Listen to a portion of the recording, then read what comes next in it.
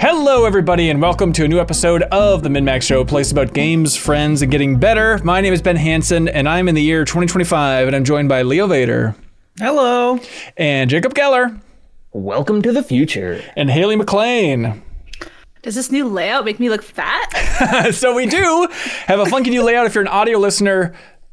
God help ye weary soul. But for the video viewers, we do have a new overlay for all of MinnMax's content in 2025. We try to shake it up every year, keep ourselves vibrant and youthful. So special thanks to Harry Weldy, who designed the new layout. We contracted with him and brought him on to redesign all of our stuff. There's a link below if you want to check out his portfolio online there. But yeah, great job, Harry. Thanks for all the great help. And keep the feedback rolling. Let us know what you like, what you don't like. We can still tweak things along the way if we need to. But I'm feeling good about finally prioritizing the faces, the money makers. Enough of this Patreon plugs, dead space all around the screen. This is all about us, baby. On this very episode of the podcast, we have a lot to get to. We're going to talk about what we played over the holiday break. Then, this can't be right. I'm seeing here we're going to be running down a list of objectively the best games of 2024. Some would say the top 20, some would say the 210s, but this is the objective list. We just hadn't spent enough time on the 210s. We cut out everybody else. Between the four of us, we can find objectivity when it comes to opinions, Perfect. Trust me. And then back half of the show, we have some great community questions people submitted over there on Patreon. Thank you for making all that possible over on that fun site. Also, special thanks to everybody who jumped up to the $10 tier, the Backstage Pass tier, to check out the quote-unquote pissy zone that we teased at the last episode of the podcast, where that's for an hour after our Game of the Year debate, we just let each other have it and unleashed our true thoughts on the entire process. And genuinely, a lot of people jumped up. I'm glad to see rave reviews for that content. Like, somebody summed it up very well, I think, where somebody who jumped up to the $10 tier and unlocked that pissy zone, which is just, you get a link on Patreon if you jump up. But they're like, oh, it feels like I'm hanging out with my coworkers at the bar versus at work. It's like the personalities, the way it shifted for the MinnMax cohorts and stuff when they're really tearing at each other in the pissy zone, it just felt a little vibrant and raw and more interesting. So I'm glad everyone seemed to enjoy that. And Leo, thank you for declaring years ago that, it'd be a good idea is a pissy zone. We all laughed at you at the time, and now you're a genius. Now it's completely serious. That's right. Also, we teased in the Discord, and I think on the last episode of the podcast, that we had a fun announcement for this episode of the show. Due to some weather emergencies, things have been shifted around a little bit. So next week, we're going to get to a fun announcement here at MinnMax. So stay tuned, everybody. Sorry for the big delay. And it's not going to be us officially announcing the Switch 2. So everybody relax. Jacob, I'm going to do it. Don't do it, seriously. How First CES, then Jacob Geller announces the Switch 2. Have you been following that Switch 2 stuff? We don't need to dive too much into it, but it is just fascinating. Like, I'm trying to keep myself pure. I want to see just like the way Nintendo's framing it. I'm sick of leaks and rumors, but it just seems like at a certain point when the entire internet's saying, look at the Switch 2, I'm like, I guess this is probably just the Switch 2 then. I don't know. I can't believe that like the leak is just like, yeah, they brought it to a press conference. Well... Is it that I took it as that like people making accessories have all of the numbers for it and kind of made their own version of it. That's what I mean. The people making accessories. I just can't imagine like making that like, oh, we weren't supposed to show it. Yeah. But then again, it's like, if you're making accessories, do you need to partner with Nintendo? Do you need their blessing? It's like, we made a thing that fits the form factor of this other thing.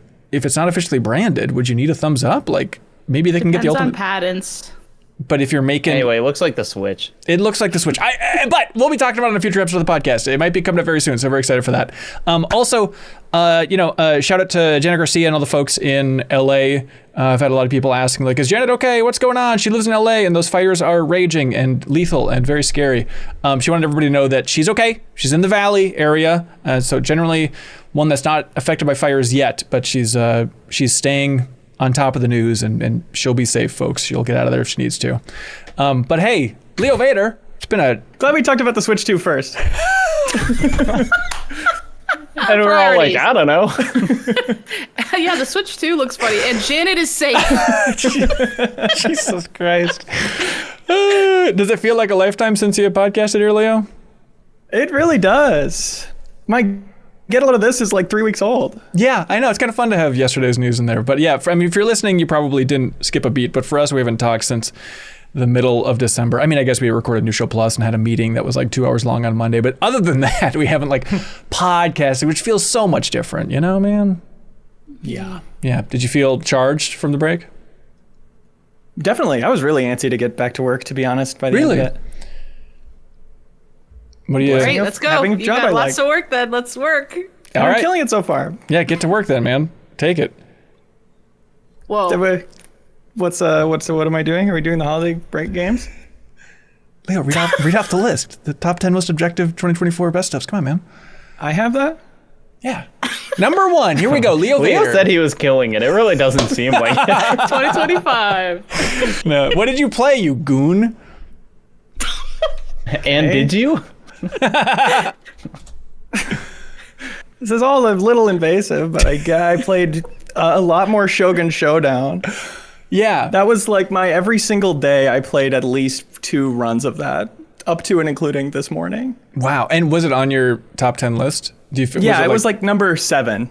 Okay, so it wasn't a matter of like wild regret, but like, oh my God, we should have championed. It was this a so matter much of more. maybe pushing it more. Okay.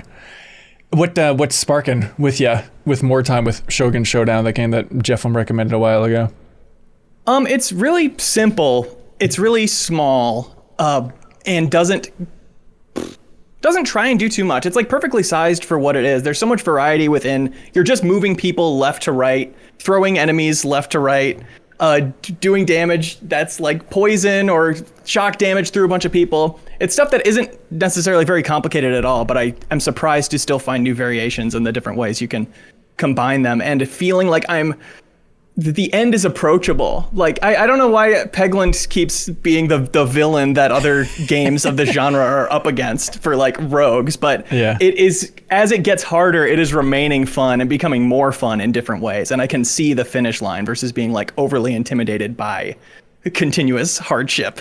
I'm like at the last level with a bunch of different characters, and it's every time you unlock the next level and see the little twist, because it is similar to Peglin in that way. It is, now that you get to the next day, which is what they call the levels of runs, the levels of difficulty. It's like now they're corrupted enemies will show up, and you're like, what is that? And you get in, and it's enemies with different little buffs that they're going to attack the second you see them think of an attack, versus like needing a step buffer. You're like exploring these new runs and how different they make them feel in a way that's like, it's exciting to unlock them continuously. Yeah. Is it yeah, people in Backstage Pass chat are talking about like it's just the ideal Steam Deck game. It's like one of those like, wow, why would you ever not pick this up and play it? It's just so easy and smooth. Incredible. And at first I was like, I can't really listen to a podcast while I play this. It's a little too much thinking, a little too much calculations. But eventually you're so on autopilot with an incredible amount of things. With every enemy's like, you learn every enemy's every possible move, and you know everything they could possibly do and all your ways you could possibly get out of it 3 turns before you're going to even have to. And you can really just, autopilot sail through that stuff while listening to a podcast, and it's really enjoyable. How many hours have you put into it, Leo? Like 47.2, give or take. Oh my goodness. And you're not Wow, done, Leo, that's officially done yet? exactly the same number of hours as my winter break game. Oh, Which it was the same length was? Winter Break, of course. Call of Duty Black Ops 6. Let's Multiplayer. The way you Let's brought go. this up in the Monday meeting, it seemed like you were lightly embarrassed about having a good time with the game, which I'd argue is not a healthy tone to have. No, well, yes, I am. Both because of my like COD posturing, but also because the status of Call of Duty multiplayer is bizarre to me, because there are lots of maps, there are lots of game modes, and all I and seemingly everyone else want to play is Nuketown and the other tiny map. Like literally, it's just I was feeling bad for Call of Duty level designers, because it's just like everyone just wants to play this map that came out in a game 15 years ago, and the whole map is just you run into each other's bullets over and over as fast as possible. Like it really was. I was playing a lot with friends. Blake played some with Haley over the break, and it's like it's a great just kind of like talk about whatever game, and it does just deliver like instant feel good moments again and again. But like it's so it feels like deciding that, you know, like other drugs aren't enough, and so you're going to do crack, you know, because it's just like it is so like immediately gratifying in a way that kind of feels bad. And then when I play on any other map, I'm like, I don't know, I don't like this. It's gone 0.1 second without me either shooting or being shot by someone, and so then I just load right back into Nuketown or Stakeout. Jesus. Yeah, every time I played with you guys, it was just Nuketown 24/7 hardcore. That's right. all we did for several hours. Yeah, well, and then you start playing hardcore, and then the time to kill on normal feels way too slow. And Call of Duty is the fastest time to kill, but once you play hardcore, you're like, I have to shoot this guy with 2 bullets? No, thank you. It's crazy. As someone who hasn't really dabbled in Nuketown in a real way since, 2010, is it just the novelty? Like, it felt like a novelty map back in the day. Like, it's the one with the mannequins. Got it. But is the layout that good, or it's just small enough? No, it's just small. It's just 2 houses. It's literally the most basic look. It's 2 houses with 2 yards and 2 cars in the middle. That's genuinely all Nuketown is. The American dream. Yeah.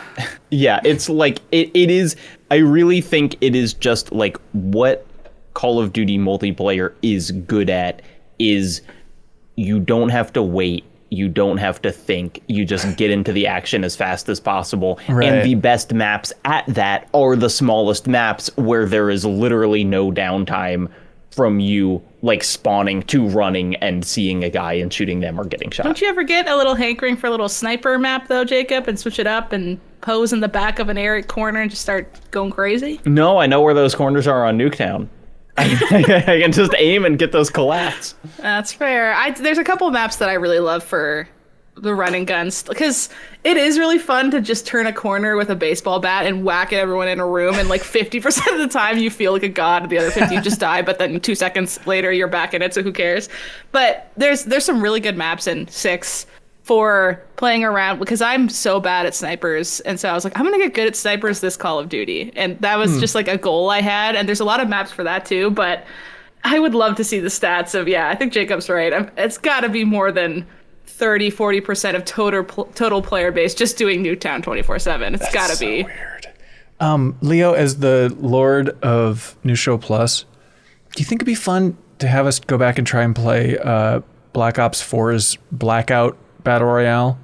Just for the complete opposite of what if we had the most downtime possible in a Call of Duty game. Like, I think it's still online, and I love that. When they added the kind of Nuketown like area in that, I was like, okay, I'm hip to this. Do you think that'd be a fun episode for you Call of Duty nuts? A quick shot to coach you guys, maybe. Okay, I'm interested in recruiting Quick Shot. Yeah. Okay. Yeah, there you go. Okay. And going back to any game that's a few years old like that means only people who are amazing at it are going to be playing it. So it might not end up being actually great. That's content. True. Yeah. Although I want to see those Call of Duty players that are like hell-bent on just sticking with Blackout. I mean, I assume you can still go play back. I looked a couple years ago and it was still online. I didn't see a single thing.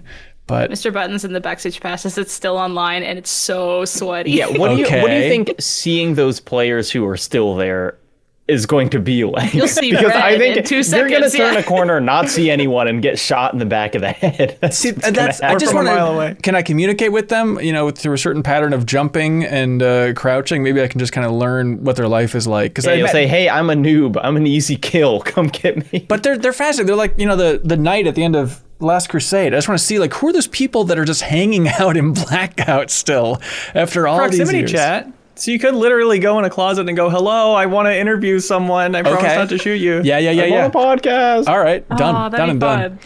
done. I did the complete opposite of Call of Duty over my winter break. Like the game, well, I'll talk about another one in a bit, but maybe the second most played game for me is I finally gave justice to our dear friend Bakeru, who couldn't even win the award of the game we all want to play but aren't going to, yada, yada, yada, because not enough people wanted to check it. Because we knew you would play it. That's true, and boy, did I. And guys, we gotta go back. We gotta redo that list. So it's a fascinating little story where the developer is Good Feel, you know, like how Call of Duty feels. But they developed a ton of games with Nintendo, like Kirby's Epic Yarn and Yoshi's Woolly World and Yoshi's Crafted World and Haley, open your ear holes, Princess Peach Showtime. Oh, Goaty. The Goaty, that's right. And so this is a game that they made with Spike Chunsoft as the publisher. And at least based on the Steam reviews, it is just bombing hard. But like, I've been playing it every morning on the exercise bike, and it feels like exactly in line with the quality of those games, of like a Yoshi's Woolly World or a Kirby's Epic Yarn, where it's like, this is a rock solid little action platformer.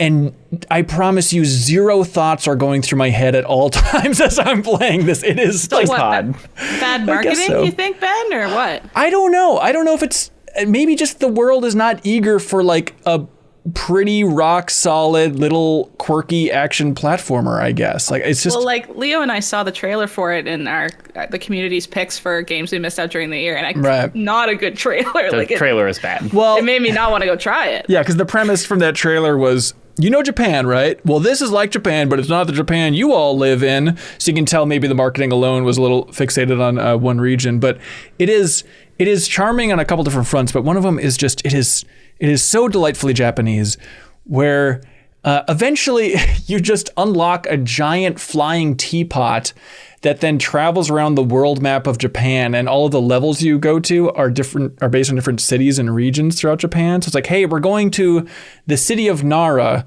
which is famous in Japan for having deer that you can feed and pet. But now in this one, you just get to beat those deer with a stick as they're trying to attack you. So you're saying it's like Japan, but not the Japan that I know. I wish they could I communicate guess that so. to me more effectively. So Yeah. I knew that going in. Interesting. Yeah, I suppose that kind of is it. But like, it's also, it's got this quirky idea of they have collectibles around the levels, and the collectibles are just like little factoids. And it is charming in its way, for it might be the most useless, boring collectible I've ever seen in my life. But now it's so boring that I found myself going out of the way just to get them. Where it's like you pick up a little factoid and they take up your time by talking for too long. And we're like, hey, do you want to know something? Knowing something's good. Here's a factoid. This bridge in Japan, it's 633 meters long. It's like that level of stuff for everything. Like, hey, here's a little factoid about this little food. It's actually translated to this. It is charmingly boring on that front, but the basic idea is... Charmingly boring is does not make me want to play Haley, that. I'm trying to become recruited into the marketing team for Bakeru. Please, let me speak. But it's We like, hated thinking on this break. That's not what we were trying to do. There is something to that of like, I think that's what you want over a holiday break, is just like, let me turn my brain off, and there's no way I can possibly get content out of talking about Bakeru. There's no way I can make a Bakeru discussion on the podcast interesting by anybody's metric, but by God, we can try. But anyways. Is it kind of giving Lego Horizon? Like, Ooh, yes. I just yes. know what this is and I'll play it, but like, I'm not going to bat for it in any other way than that. I think so, yeah. And then occasionally Yeah. it's like, oh, there's glimpses of it reminding me of like a Brave Fencer Musashi, not as RPG-ified as that old PS1 game that I love, but you're still like getting enemies' abilities, but your base attack is you have like 2 sticks that you use to bang a drum, you know, but you just run around and attack with those. But it's available on everything, and I'm having a charming little time with Bakeru, everybody. Finally, justice for Bakeru. It's here. Sound off in the comments. Let me know if you're a Bakeru stan out there, please. But the other game that I spent the most time with on this break was truly the opposite of Bakeru in every way, because Jacob, I finally got through 1,000 Times Resist. Oh, let's go. Nice. Yeah, the big thing. I guess, yeah, you all beat it as well, but like playing it on Steam Deck, I'm like, it's tough to get into story games on a Steam Deck, but I was like traveling and I was in Seattle, and it totally worked. It turns out it's just as absorbing on Steam Deck compared to on a big screen. But thoroughly enjoyed my time with that game. It's like, there's 1,000 things you can say about 1,000 Times Resist, but you know, it's one of those games where it's like, oh, that's solid. If you made the argument of that's the greatest narrative ever told in a video game, like that's a solid take. Isn't that just a argue with crazy it. thing to pull out and say casually, though? Right. Like, but it's true. Yeah, and like, you know, Leo, when you were talking about it during the Game of the Year debates, you summed it up well. Of like, it's just, it covers so much ground. There's so much complexity. Like, you could keep reading into it. You could find new angles for so long, and being able to cover that much ground but not be off-putting is just a crazy tightrope walk, I feel like. But yeah. Did you see the news thing that they said their best day of sales ever was January 2nd? Yeah. It was like better than launch day, which I was like, when that game came out and it did not sell particularly well, I was like, end of the year, come on. We're going to be talking about it. Please let it kind of have its moment. And it really seems like it is, which is so exciting. Yeah, absolutely. Super happy for that team that it's picking up steam in this way. But like, it's also a case of like, well, I really enjoyed that. Not to a level of like a Kelsey or a Haley or a Jacob, I think, or even a Leo, but like I thoroughly was impressed by that. And then there's the thing of, I was talking to some folks about it because they're like, I don't even know what the premise is. What is it about? And they're like, we don't care about spoilers, just tell us what it's about. And so like trying to explain the story of that game to other people is one of those instances where I was like, oh wait, I'm finding myself falling more in love with it. I like it more as I'm explaining it to other people, which I think is a sign of probably a really great story being told here. Mm-hmm. But yeah, it rocked my world. Like it did give me nightmares. There's one scene with like I'll say a failed clone, and like that just freaked my ass out to the point of I literally had nightmares that night with that imagery in my mind. Like it really, really zonked me. As much as I enjoyed the game, I do wonder if, I mean, who knows how much sway I would have had, but like some of the gameplay stuff really drove me nuts. Like I wonder if I would have, even though I beat it now, if it would have dinged it for me in the Game of the Year debates for talking about it, just for having several instances of like, what the hell am I supposed to do? Where am I supposed to go? Just like the level where it's like, hey, go back home. Look, there's 1,000 doorways now. I don't know where my stupid home was. Like just a lot of those little instances of like, okay, game, what do you want me to do here? I need a little nudge, but I am really bad at remembering maps. I'm really bad at navigating spaces in games. So I feel like this is just a kryptonite for me. That map is uniquely hard to navigate. Yeah. And it didn't have there was not an in-game map when Kelsey and I played it. That's crazy. Is wild to think about. I don't know. Sure. I don't know how I'd get around without that crudely drawn child's map. Honestly, like I looked at that thing every 10 seconds. It felt like. Yeah. But yeah, 1000 Resist. It's on Steam and Switch if you want to check it out. And a lot of people were asking because Leo, I think you mentioned it quickly, but yeah, Matt Horton on YouTube. Matt Horton, he had a video essay about it with including the developers in there that you mentioned was good for kind of, digesting after you finish the game and stuff, because it's obviously filled with spoilers, so you can check that out. What else did y'all play? I played Game of the Moment, 2009's Prototype. Oh, of course. I went back and beat Prototype. Really? Nice. Yeah. Which was just like a game that I had always been kind of like interested in and hadn't played, and it might factor into a video in the future, but it really was just man, I like read so many Game Informer previews about this game and like spent a lot of time thinking about like, what is Prototype? And then just like never played it. And it's hard to get running now. Like it's on Steam, but the Steam version does not really work. And so I ended up like emulating a PS3 version of it, which was actually easier to get running. What I didn't remember, but you will see if you like go back to look at anything, is it came out within 2 weeks of the original Infamous. Oh, right. I mean, that was the they classic. came out at like the same time, and they're like, kind of attempting similar things, even though they're very different games. Mega 64 famously parodied that with their video Magic City Man, where it was a trailer for both of those games at once. But I really, my main takeaway is just like that the locomotion in that is really, really good in ways that I feel like, it's like games like Spider-Man have really fun locomotion as well, so I won't say it hasn't been matched, but like the feeling of like it's specific sprinting up a skyscraper, and they do a pretty realistically proportioned, at least vertically, New York City, and so you're running up like really, really, really tall buildings and jumping off, and then you can like land on the ground and make a huge shockwave.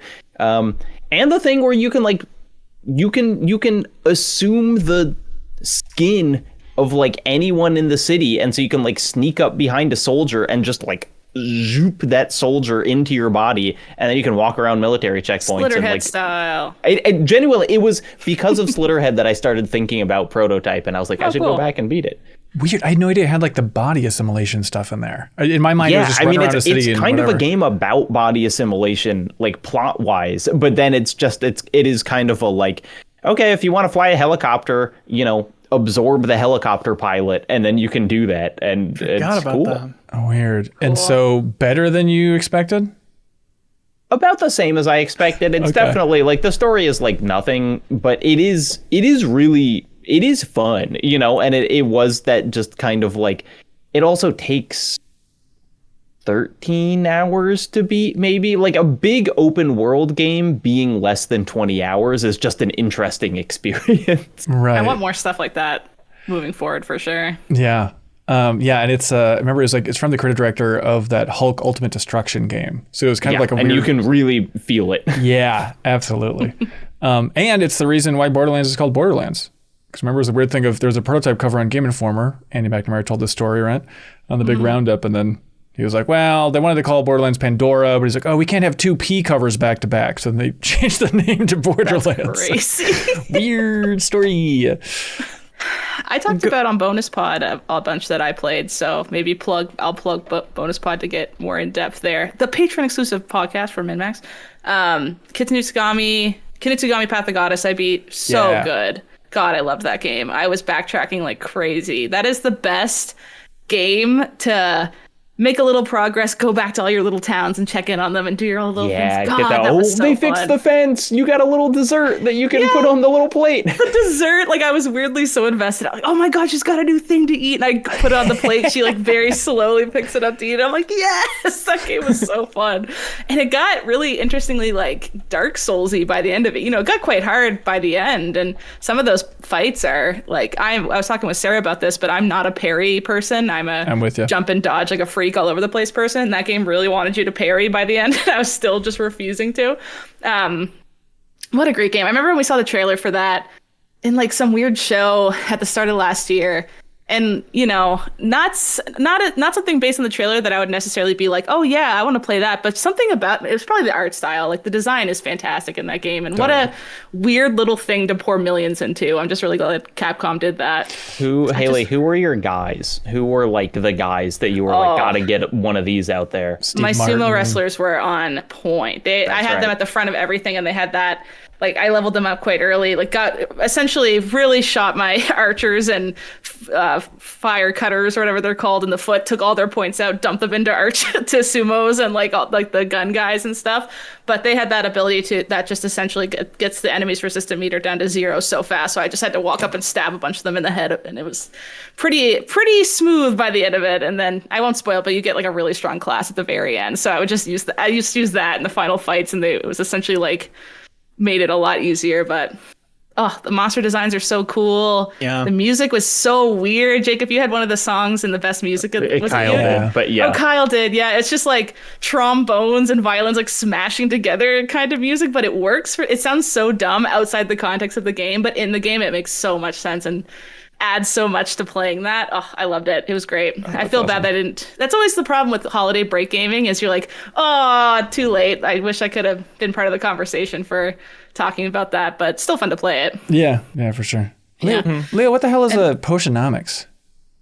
I think pretty right after work ended and I got to the break, I opened up my Steam Deck and I went through all my games and I was like, every single one of these games has the threat of me dying and I don't want that right now. So I went through my Steam wish list and saw something on sale, which was Potionomics, which came out in late 2022, but at the end of 2024 got a big update with a lot of balance changes and like a bunch of added voice acting. I don't know if it had voice acting before, if they just added some, but it's this super cute potion crafter shop runner, which is a type of game I love, like simple management sim with the social links, with the hanging out to pass time and get stress back. But the potion making is like a good balance of depth. You've got different elements of different colors that you are combining in different configurations to make certain types of potions that you either send your adventurers on missions with that can change the outcome of it, and you level them up, and that's really satisfying. And you can like befriend all those adventurers and have like, you know, visual novel story cutscenes with them. And you also sell them in a deck builder mini game. Essentially, you open up shop and you have a deck you've built of cards for haggling, of increasing the customer's patience or adding value to or perceived value to the tonic you're selling.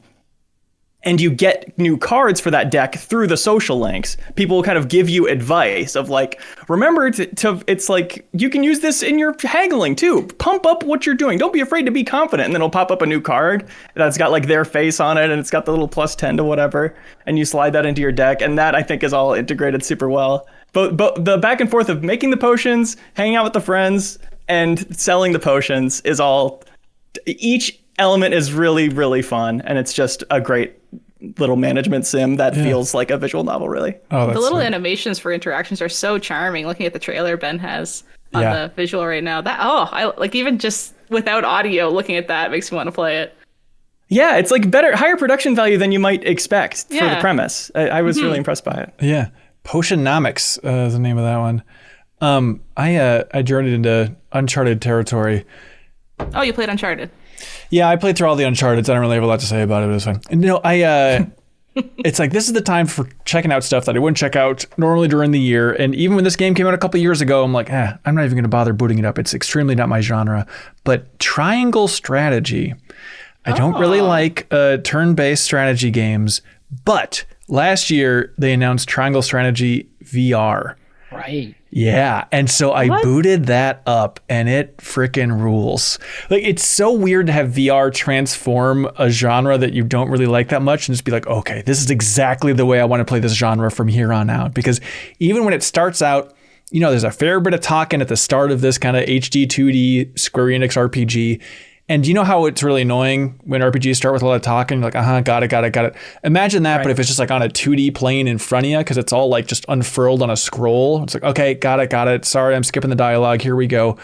But then once it gets into combat and it's actually like, whoosh, then blows out into full 3D, it is so freaking cool because it puts the entire, basically, Final Fantasy Tactics style grid in front of you. And the awesome thing is you can also turn off the background. So it's like you're using your pass-through camera with the MetaQuest 3, except then it's your living room, and you then have the full battle grid in front of you. And you can like rotate it and zoom in on stuff. And suddenly it changed everything. Like I was so much more engaged, but like I want to zoom in and rotate and see this character attack this character from this way. Or like, let me go overhead and look at what this layout would be like if I move this person up here and had like height advantage. And then even the part I wasn't expecting is even when characters then talked in battle, suddenly I found like their text balloons charming all of a sudden. Like, oh, it's in VR and I can like rotate around. Like suddenly I want to see what they have to say compared to just, yeah, I got it. Move on, get to the good stuff. But like super, super cool VR integration if you're into turn-based strategy stuff. I imagine do you think it made you better at it? It made like me, sometimes racing games, you have like depth perception, you can like see better in VR. Did you have like a better sense of the battlefield? I think so, totally. Especially being able to like fully rotate it like that and really zoom in a way if you want to. And like, I think it inherently does make you better just because you're that much more engaged, I think, I'm just like, all right, I'm really going to pay attention to every aspect of this battlefield because of this. Granted, I'm not going to play through this whole game or anything. It kind of just felt like an elaborate tech demo. But as a tech demo, I'm like, this is changing the genre, the way I'm perceiving this whole thing. It was really cool. I'm impressed by how they have 2D sprites that you're seemingly moving around in 3D around them and they still look okay. Right. Like from an art perspective, how do they do that? I have no idea. That's crazy. Yeah, it just rotates with it, I guess, in a way that hasn't make sense. But Leo, I'm curious. I bet that thought alone took thousands of dollars worth of development to figure out. But don't worry, I'm sure they made all their money back with Triangle Strategy VR. Please, fingers crossed. Leo, would you ever check it out? I know you've been meaning to borrow that MetaQuest headset of mine. I'm a little curious, but yeah, it is an inherently long game having genre. And I think people talk a lot about VR needs killer apps and big games and stuff, but I think what I want more is like movie style. I put it on for 2 hours and have a complete experience out of VR. Okay. I just have had it long enough to know I'm not going to be checking in for a couple hours every day for 2 months. That just won't happen. Yeah. I'm going to call that Kyle becomes the VR guy this year. I think Batman VR got him weirdly into VR, and he's going to find a couple more niche things that he dives into really deep. Because Leo was the VR dude, but Kyle's giving me VR vibes in 2025. And now we can put all pressure on Kyle. I don't know. I think Kyle's the Batman dude. And that like that got him to VR, but I don't think he's staying there. More of a Robin type. You know what you could always inch into in the new year, Leo? You could inch into a big VR game, or you could inch into investing if you're interested. Only if One you're inch at a time, please. Interested. That's right. If you have New Year's resolutions out there, you want to get better with handling your money, potentially growing your money, look, I feel like a lot of people are in that camp of like, I should probably be doing something smarter with my money. I don't really know what I would do or how it would work. Acorns, everybody, is an option for you. Do your research, but they want you to know that today's episode is sponsored by Acorns. Acorns makes it easy to start automatically saving and investing so your money has a chance to grow for you, your kids, and your retirement. You don't need to be an expert. Acorns will recommend a diversified portfolio that fits you and your money goals. You don't need to be rich. Acorns let you invest your spare money that you've got right now. You can start with $5 or just spare change with Acorns. So it's a simple tool overall. It doesn't take a ton of time. And they want you to know that you can give your money a chance to grow with Acorns here. But do your research. But if you also are feeling like investment, I don't know where to start, Acorns could be a good option for you. So you can head to acorns.com/MinnMax or download the Acorns app to start saving and investing for your future today. Acorns.com/MinnMax, everybody, if you're looking. So I shouldn't be buying Pokemon cards when they're the most expensive ever in the history of ever just because I happen to be into the hobby right now. I should go to acorn.com/MinnMax. Okay, can everybody hold on to something because we're about to go fast. Here we go. Paid non-client endorsement. Compensation provides incentive to positively promote Acorns. Tier 1 compensation provided. Investing involves risk. Acorns Advisors LLC is an SEC registered investment advisor. View important disclosures at acorns.com/MinnMax. Like They tier got a one, lawyer huh? on staff, and she's working hard because I see her. It's out there. All right. A game that we might have talked about a little bit for the Game of the Year debates that came up here and there, and maybe there was some extra discussion around it, was a game called Indiana Jones and the Great Circle. And a lot of folks here said, we just need more time to play Indiana Jones and the Great Circle. So you've had a break. Have you all dove back into the Great Circle here? A little bit more. I haven't finished it. Okay, that's fine. Leo, how much more have you played? I played a ton. I'm at the end of the third open world, and I've gotten every single adventure book. Whoa, okay. And done all the side missions and mysteries. Are you getting burned out? Do you feel like that's the way to play this game, is to be that thorough? Because I really did the opposite in my playthrough, but loved it. No, I mean, I think something that's so cool about this game is the side stuff feels like main stuff. Like, I can't believe how often you'll walk through a random door and be brought into a full quality cutscene. You know, there's no Like a Dragon, like different tiers of cutscene. Everything feels like a movie, you know? Yeah, that is the thing of like having flown through it. It's like, oh, there's a couple things with the main story that I could feel like I could use some closure on, but then it's a feeling like, well, the side quests I did were kind of so extensive that maybe it is in there. I need to go back then and just check those off just to see how much kind of main plot is happening. Ben, did you do the side quest where you do a little hallucinating? No. I did that one. I did that, and I thought, oh my god, Ben probably didn't do this, and it was Right, like me too. hurting me. Oh my Yes. God. Okay. All right. I take it that's in the kind of watery area. It's in the third open world. Okay. All right. Okay. I definitely need to check that out for sure. Yeah, Leo, what's grabbing you with the game? Funny you say grab. This is Leo Vader once again reporting that nobody's positive enough on the combat in this game. Oh, okay. Interesting. It is so easy on normal and even on hard that you just don't have to learn it. You just rapid fire punches and you're fine pretty much. But very hard. If you crank it up to that max difficulty, that is when this game truly began for me. That's like when I fell in love with it, was when I had no choice but to learn the combat. And now fights are so thrilling and cool. Now, are we talking fist fights? Or are you just talking about throwing stuff and getting stuff thrown at you? Because I agree that's cool. Fist fights. Oh, wow. Okay, really?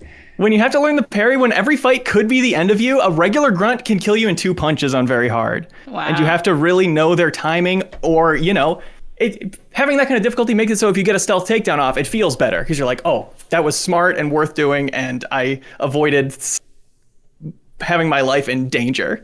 But then you get 3 guys around you and it totally changes the way you have to play it. Sprint a little bit, throw something at them, learning the different moves you have available to you, which is like right punch, left punch, whip, yank, grab, push. And you can also aim down and push, and it does a kick, so you can break people's block that way.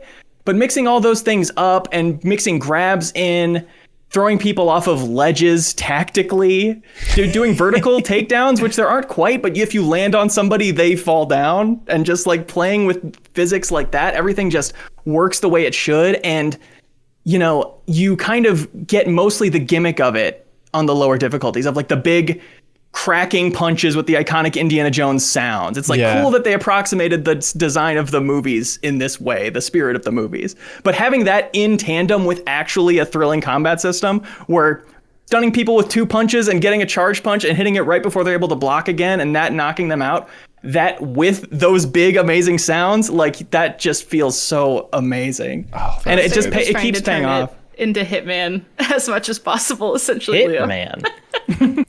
And something I love about it, we talked about the stealth and I wasn't able to talk about it in a way that I think is a well-rounded view of it because we were, of course, talking about it very soon after it came out. Right, there's no way around it. I don't know if we're going to relitigate that, but I think it's an interesting conversation. I don't think we have 2 hours to kill, but go on. Okay. One of the most interesting decisions this game makes is stealth takedowns, walking up and pressing R2 and knocking somebody out, something that every game like this ever lets you do. Yeah. This game does not let you do that. It is in a deeply hidden adventure book late in the game to be the ability to just knock somebody out with a punch. Otherwise, you have to pick up a improvised melee item and knock people out with that, which is, of course, more cinematic, more Indiana Jones-like. And it makes it a tactical move that you don't always have available to you. And you have to think of other ways around situations or maybe not engaging. It makes it this choice that is a really interesting stealth feeling. And the fact that it's a little bit loud to be knocking somebody out with a big broom. It's always the dance between the stealth and the louder combat is so well done. And it is so things could pop off in such a big way if I'm not careful. But I have to take these 3 guys out. And I think if I do this sequence of things, I can do it. Yeah. That stuff is so exciting.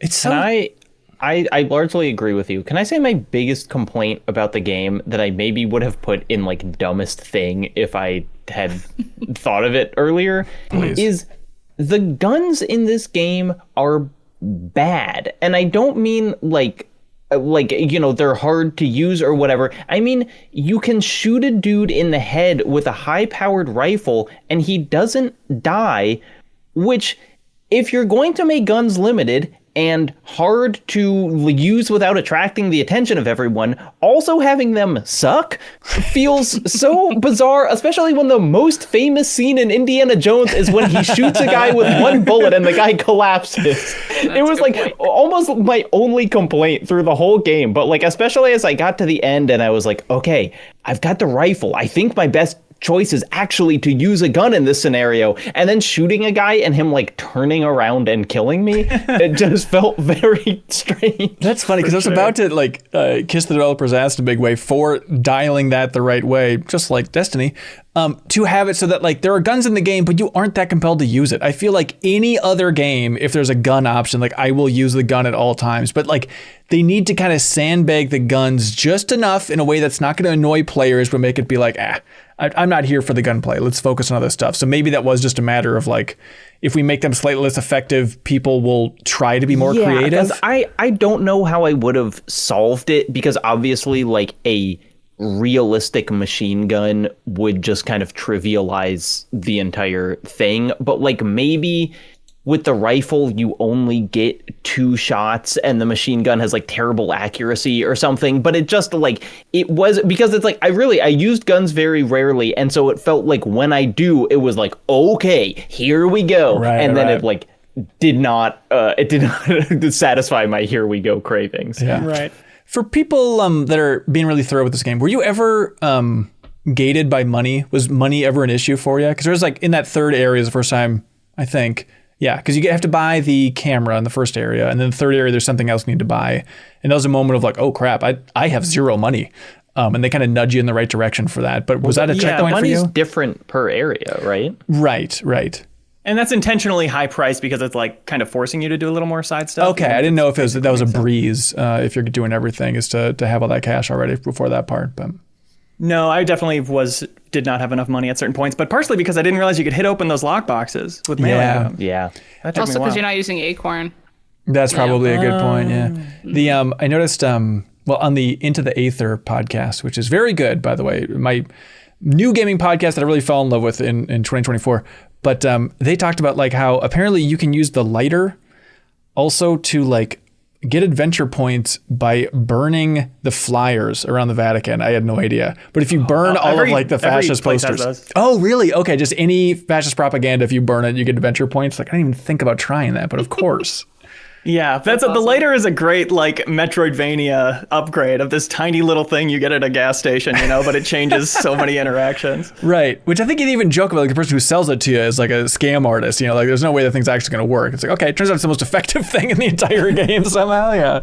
Yeah. Jacob, the puzzles are maybe hit or miss. Like the combat is the thing I'm hottest on. The puzzles, there's been a couple interesting ones, but a lot of them are like, I don't know. Maybe that's just the part of the franchise that I end up not resonating with. Like, I like it in concept, but then I'm rarely surprised by the way you have to turn the mirrors. Yeah. Didn't we? I think when we were coming up with jokes for rapid fire, I think we joked with the idea of like how many mirrors will we have to align to have light go a certain way. It's like, I wish we would have asked that now, because that is like a lot of the puzzles. Only like 6. Yeah, exactly.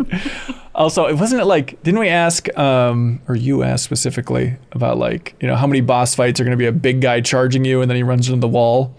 And then what was his answer? Like, he doesn't run into the wall. He had some cagey way of saying that, which is so funny now knowing the story of this game. All the boss fights are a big guy. Yeah, exactly. Charging at you, yeah. It is the big guy charging at you type of game. I had a big guy charging at you in Gladiator 2, shouts out for gamers. That's true. Good point. Having beaten it, I think one of the kind of sneakily most interesting things about this is the pacing of the game is unusual, I would say, where like it really feels like the most exciting thing happens about 60% of the way through, like a sequence of events that could totally be the climax. And then I like the climax, but it is unusual that it's just kind of like the highest action of the game happens in this middle part, and then it kind of doesn't even try to do something like that again. I don't know. I mean, you always hear that thing about like how if you jump to the hour point at any movie, it's going to be like the biggest action piece, you know? Yeah. And so maybe that is just them trying to hit that in some way, but also it's kind of tough to top that middle section, I guess, for just kind of like revealing the possibilities of what the story's about. I mean, the middle is just so good, and I really like the end, and I think it does other things really well. Yeah. But just in terms of like, slam bam, here's an action set piece, here's another action set piece. You're not gonna know what's coming at you. It is like that highest point in the middle there. Yeah. As a politics junkie, Jacob, I mean, did it strike a chord with you? Do you also think it's really interesting just of having the game basically be like, hey, we're going to tour the world and see glimpses into the rise of fascism and how these local cultures are being just crushed by fascism around the world? Do you think they hit that enough for you as someone with your tastes? Yeah, I think that Machine Games is uniquely good at writing fascists. I think that they are like, you know, and this is their Wolfenstein pedigree, obviously, but like, I think that they are really good at making their oppression clearly bad and worth resisting, and also making the individual characters strongly pathetic, you know, in a way where it's like, these men are powerful. That does not mean that they are kind of imposing or charismatic, you know, in a way that I really, it's like, it's an interesting line that they walk where it's like, this guy's scary, but he also is just fundamentally a pathetic person, you know. And so I really liked it, and I thought that they did it enough without, you know, it's like, I did not want this game to have the political depth of Wolfenstein, you know, and like, they did it exactly as much as I wanted to, and I think that some of the stuff in like that third open world is really good. And again, also the other thing is just like Indiana Jones as a cultural tourist, you know, is like, you know, his line is always like, that belongs in a museum. And now we know that it's like, well, the British Museum is like, you know, a museum to colonialism. It's like, you know, a bunch of places that you've gone and stole stuff. And I thought that the game actually like kind of worked around that in a pretty interesting way as well. Yeah, it's interesting to feel like, well, with the amount of writing and talking in this game, like we need to address that in some way, have some characters kind of they did in a way that I really liked. A little bit of for it. Yeah, totally. It's one of those things too with the writing of like, well, you got to have some cheeky nods. So even like the "it belongs in a museum" line, stuff like that. Of like, you got to have some of those in there. And every once in a while, when the game had to like touch on just maybe a bit too much fan service, like, well, you got to do it. Like, there's a scene in a plane where they have a really kind of in-your-face line if you're a fan of the Indiana Jones films, and maybe Last Crusade in particular, but it's like, yeah, you know what?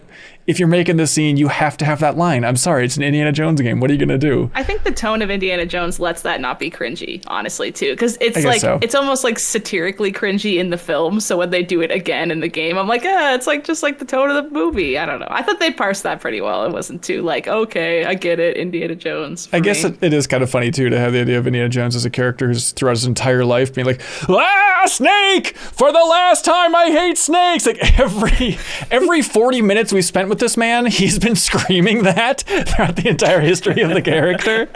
Yeah. But, it works. Good. Well, I'm glad you all seem to like it. And we all I'm agree. happy with where it was on our list, See? having beaten it. I am too. We I guessed really am. correctly. That was a good guess. Exactly. An informed guess.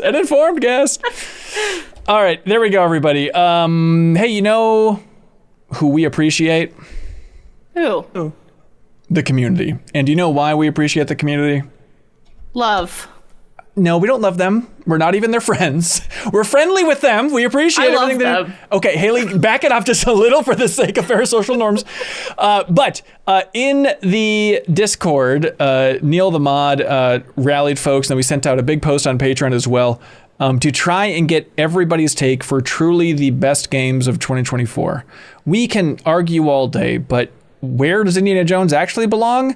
The community has the objective answer. So we sent this out to over 8,000 Patreon supporters to try and get the feedback in this survey of please rank your personal top 10 games of 2024.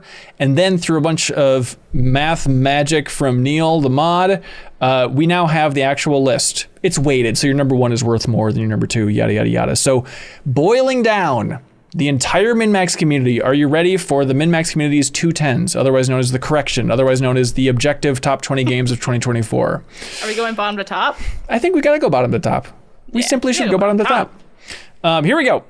Number 20, Dragon's Dogma 2. So we whiffed on that one. We didn't include it. But Listen, I agree with that. Good job. I think that I wish that had made the 210s. That game's great. you can't say that about everyone just to try and get friends, Haley. Come on. I love them. And number 19 is Dragon Age: The Veilguard, coming in at 19 from the MinnMax. Two dragons. There we go. We missed out on that. None of us really connected with that one, eh? Yeah. Number 18, Dragon 9 Souls. Interesting. Nine Souls, number 18 there. Number 17, Persona 3 Reload. Number 16, Silent Hill 2. Number 15, The Legend of Zelda: Echoes of Wisdom. Wait, sorry, have all of these not been on our 210 so far? Correct. Wow. That is really interesting. Yep. Number 14 is Mouthwashing. Okay. Number 13, Lorelei and the Laser Eyes.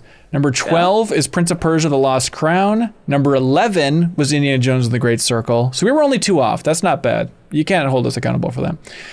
Number 10 for the objective best games of 2024, according to the MinnMax community, The Hive Mind. More people voted than ever. Number 10 is Animal Well. Number 9 is Like a Dragon: Infinite Wealth. Number 8 is UFO 50. Number 7 is Helldivers 2. Number 6, Elden Ring: Shadow of the Erdtree. Oh, we are so different. Does anyone want to take a guess for number 5? Top 5 here. We're down to it. 1,000 Times Resist. 1,000 Times Resist is exactly number 5. Way to go, Jacob Geller. Number 4, Metaphor ReFantazio. Yeah, I was thinking that'd be the next. And hang on, what's this? Directly above Metaphor? This can't be right, but it's subjective. Final Fantasy VII Rebirth coming in at number 3. Are you happy now? Yeah, see? We were wrong. It is the best. Number 3 best. Number 2 is Balatro. And then number 1 was Astro Bot, according to the community. All right, well, we got number 1 right, so that's the most important thing, right? I'm feeling a little uncomfortable. I feel like we have to say we're being a little facetious when we say the community is the objective correct one, because I did get the vibe that people did think they were objectively correct in the reception of the 210s. That is true. That is true. What are you talking about, Leo? Yeah, I don't think I got that vibe at all. Thanks, everybody. We're all for listening. just opinion havers, I think I want to say out loud. I guess that's technically true. I really, the 20 through 15 or 14, I think is fascinating. And I wonder if that's an aspect of like, those were really high on the list of people who played them, but not that many people had them or something, because just none of those being represented is, it feels unlikely, and that they would all be in a row. That is interesting. So besides number 1, did we get no other matches with the same number? I don't think we did. I don't think we did. That's crazy. That's kind of interesting that everyone agrees on number 1 and nothing else. Yeah. That's kind of unique. It's number 1 by a landslide, perhaps. But Neil also included the top 10 underrated games. He's going to post this in the Discord, by the way, for a full breakdown, which will be fun. But top 10 underrated games, which he describes as not on many lists, but ranked highly by the people who played them. Does that make sense? Mm-hmm. So near the top of a lot of people's lists, but, well, the people who did play it really loved them. Factorio is number 1 for most underrated game, according to this metric. Then... I've never heard of this game, forgive me. Warhammer 40k Rogue Trader is number 2. Rogue Trader. Then Caves of Cahud, Cud, however you want to say that. Then The Big Catch Tackle Box. I don't think I've heard of that one either. Then Is that a Wii fishing game? I think it is, but it was really hot this year. Penny's Big Breakaway, number 5. For the platformer where you use the fishing rod as a grappling hook. Oh, yes. I did see that. Riven, the Riven remake is number 6, which I love. Judero is number 7. That is one that I'm meaning to get to. That looks wild. Okay. And it had, in the Haley and Charles music bonus pod, the song that y'all listened to from Judero was unbelievable. Yeah, it was. I know what we're talking about. Then Path of Exile 2, then WWE 2K24, then Satisfactory at number 10. Now, can I be honest?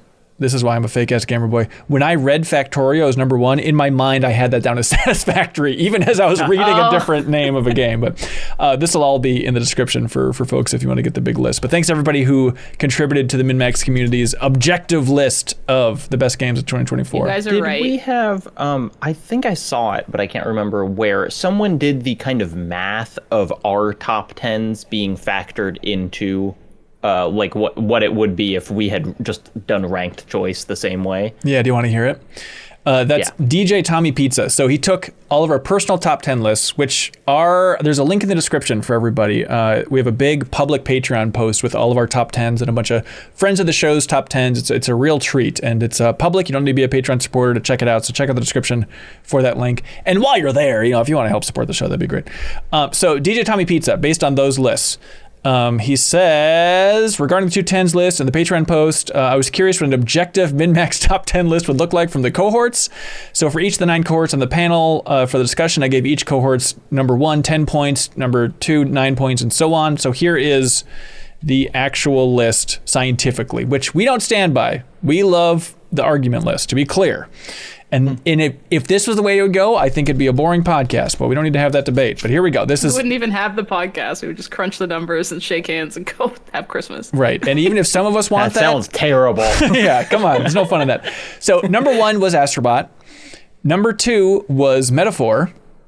Number 3, Metaphor may be scientifically the most screwed game, I think, based on our list. I think so too. Yeah. Number 3 is 1000 Times Resist. Number 4 is Balatro. 5 is Like a Dragon Infinite Wealth. Number 6 is UFO 50. Number 7 is Lorelei and the Laser Eyes. Number 8 is Mouthwashing, which I think that might have been what it was on our list. Yeah. Number 9 is Rebirth. And number 10 is Mini Shoot Adventures. The way I want that, that's like my dream setup for the list. Like if I could make it up in my own head. Won't do, but thank you Without for passion, those numbers. But it doesn't have passion in there. Yeah, you need the So it doesn't passion. count. You need the debates. All right.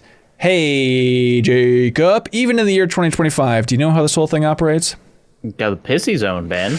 Paying to see it. It really is. Thank you to everybody. That pissy zone is miraculous, so I hope you all enjoyed it. I appreciate it. But you can unlock the Pissy Zone or see all of our lists or just find a tier that's right for you, something that's nice and sustainable by going to patreon.com/MinnMax with 2 N's.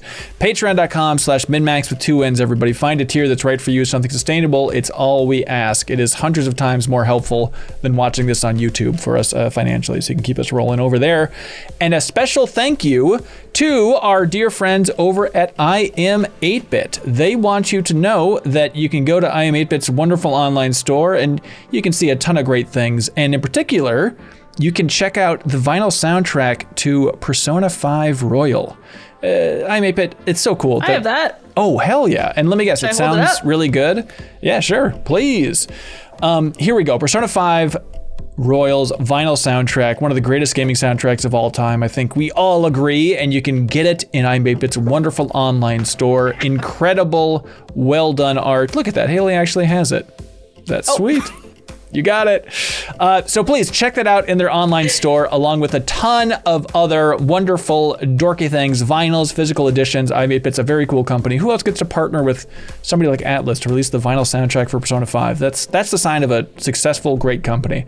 So help support I Am 8-Bit because they support the MinnMax community, and they've been big supporters of ours for a big, long time. So go there and use the new promo code in 2025. The promo code is 2 2s and 1 5 in honor of the date. 2 2s and 1 5. No space. Spelled out with letters? Spelled out with letters. 2 2s and 1 5. Go support I Am 8-Bit. It is pretty damn sweet.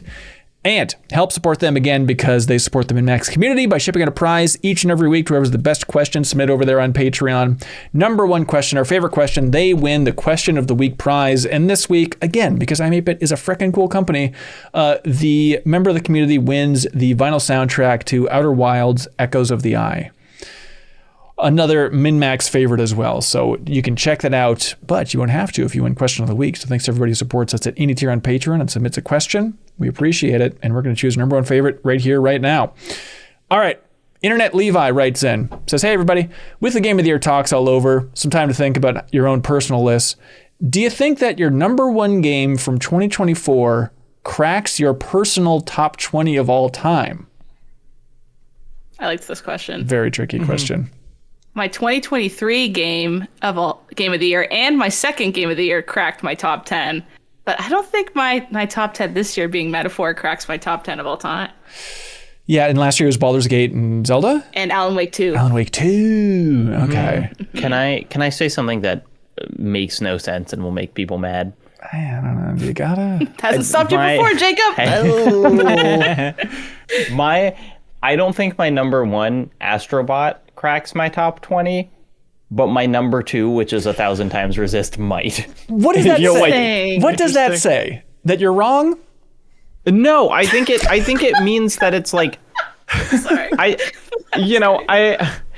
think that my top 10 games of the year are what games did I enjoy most during the year, and my top 20 games of all time are like, what are the games that define me personally? And I liked Astro Bot more than I liked 1,000 Times Resist. But when I think of like, what are my, what are the top 20 games that composite me? It makes way more sense to have 1,000 Times Resist in there.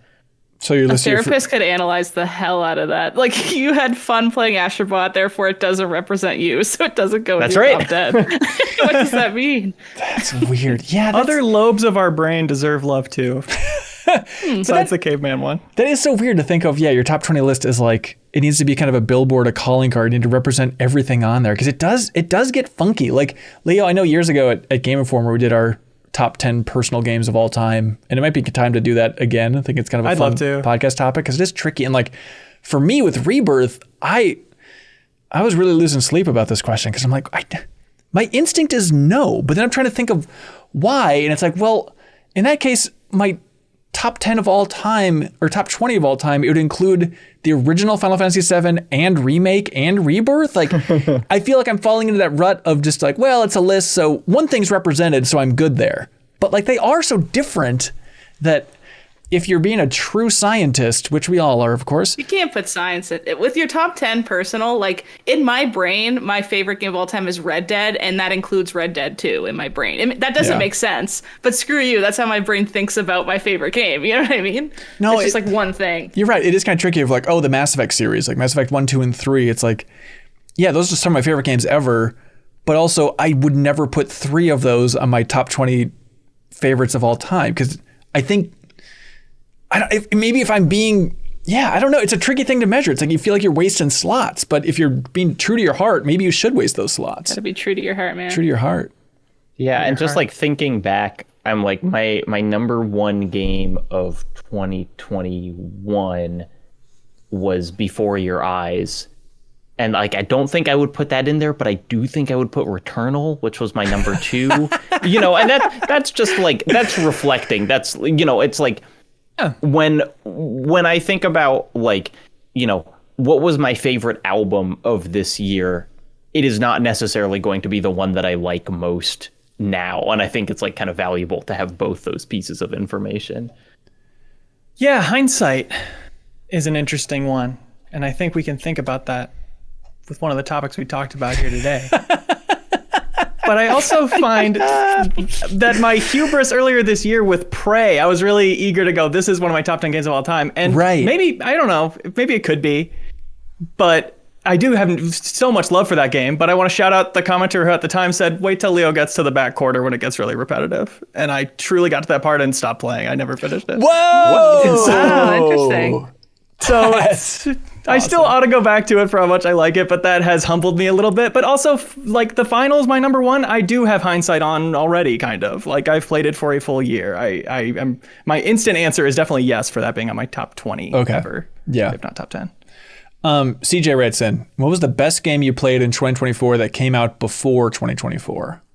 Oh, my backlogged. Prey. That was this year. Yeah, I think we talked about this at some point, but Max Payne 1. Yep. I was thinking about Max Payne 1 as well, Jacob. Yeah, that's tricky. I mean, my master plan was for my personal list, which you can find on patreon.com/MinnMax with 2 N's, so you don't need to be a supporter to see the list. I was going to have that old arcade game that I talked about. I made Jeff and play and all that stuff called Volfeed from 1989. That I really fell in love with this year. I'm like, that's in my top 5 for the year. And as I was making the list, though, I was like, it's nice to have those lists of the years where I can go back and look at the list and be like, that's right, that's what came out this year. So if I threw that into my personal list, even though it technically came out on Switch this year, it's like I would rather have the historical record of 2024's games than what I thought of it. And so I ended up stabbing Volfeed in the back, even though if that historical angle wasn't there, it would be for sure in my top 5 for just the games that I loved this year and had so much passion for. I have different priorities because you can also go like, I want this to be a record of my year in games to look back on. 2024 was the year you got super into Volfeed. Yeah, you're right. Right. But also, I didn't have Prey on mine, and I briefly considered it, but it's, I don't know. It's like it needs to be extra good to warrant insisting on a spot on it. Yeah, still. True. Like I still do has have to have an extra boost of good to warrant the like talking about it again. Right. Or frankly, the other games need to be extra not interesting to go like, well, I'd way rather have Prey on here, but this was a great year for games for me. Yeah. I also played Inscription in 2024, and God, that game is so freaking good. Like, I can't believe I missed that one. 2022, I want to say? Maybe in 23? I think it's 22, I think. 22 sounds right. Yeah. Just everything about that game is good. Yeah. Haley, you had a number of first-time bangers last year because, as someone points out in the chat, Beginner's Guide, but also Yakuza 7 and, Final Fantasy 7 Remake 1, which, despite my feelings on Rebirth, Remake 1 is still, an absolutely stellar game for me. Yeah, I think with you all just those... played a million games, and most of them were good. I think Yakuza 7 really stands out above the rest of them as just... Well, how I as much as I liked 8, it's funny that Remake and Rebirth and Yakuza 7 and 8 kind of had the same feeling. It's like, loved both Rebirth and 8, but what I loved about them was how similar they were to Remake and for 7. Sure. is really what it was. Yeah. Kiwi the Goo, what a name. Kiwi the Goo writes in and says, hey everybody, I find I'm very often wishing for games to be a bit shorter. a bit tighter with their content. When's the last time you wished for a game to be longer? Echo Point Nova. Oh, interesting. That open world super fast shooter. You can beat it in like 8 hours, and there's more content coming for it.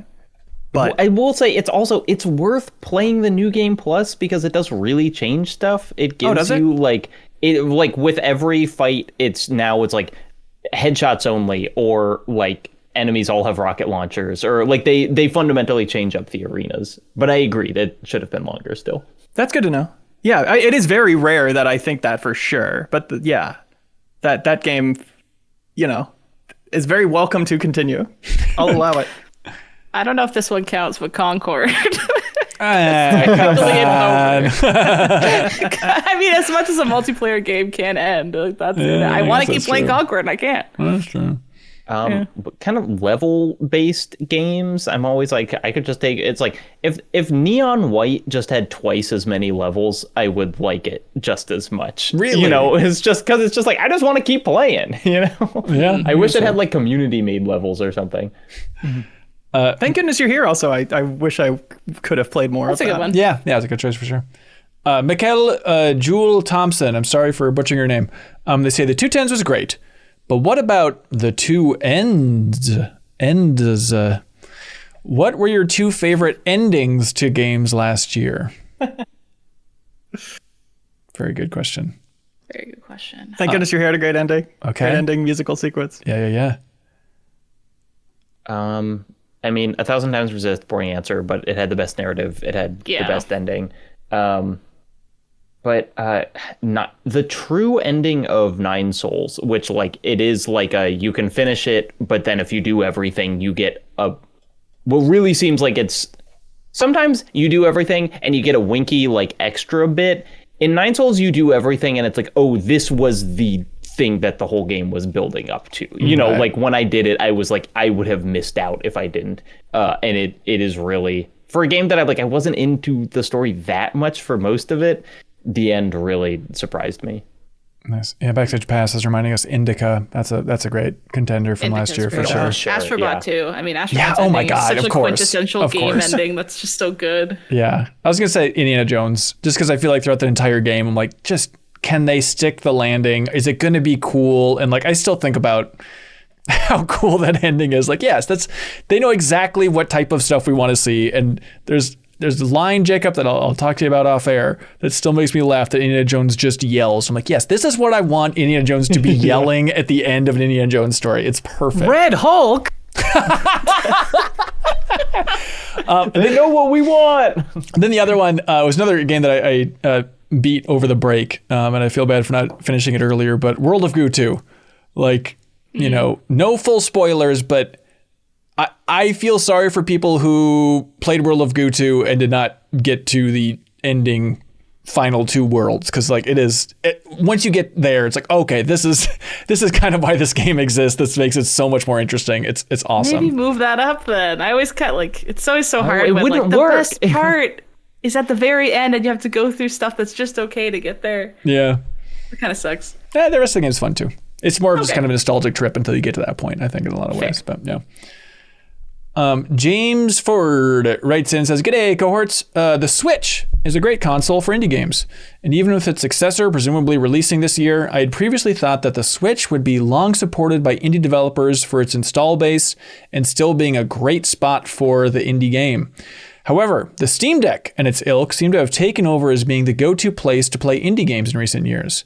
How do you think indies will approach the Switch to Switch 2? The Switch to Switch 2, you know what they mean. Has the PC handheld taken some momentum from Nintendo, and how will they get it back?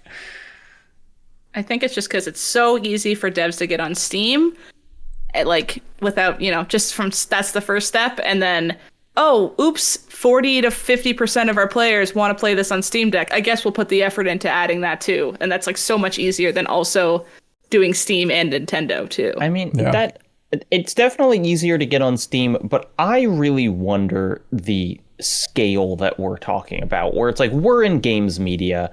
we know a lot of people with Steam Decks. Yeah. My guess is if you look at the sales figures, the Switch has sold, I don't know, 20, 50 times as many, units as Steam Decks. Like, I think that it's just like a Steam Deck is still kind of an enthusiast piece of hardware, and a Switch is something that everyone in the world has. Yeah, it looks like so. Like, it's just audience size. 1 year I'm ago. so curious how many people have just a PS4 and a Steam Deck and no PC. Like, I have no idea what that demographic's like. Yeah, so in April of 2023, apparently Steam Deck had sold 3 million units, just for some frame of reference, whereas the Switch is, over 100 million at this point?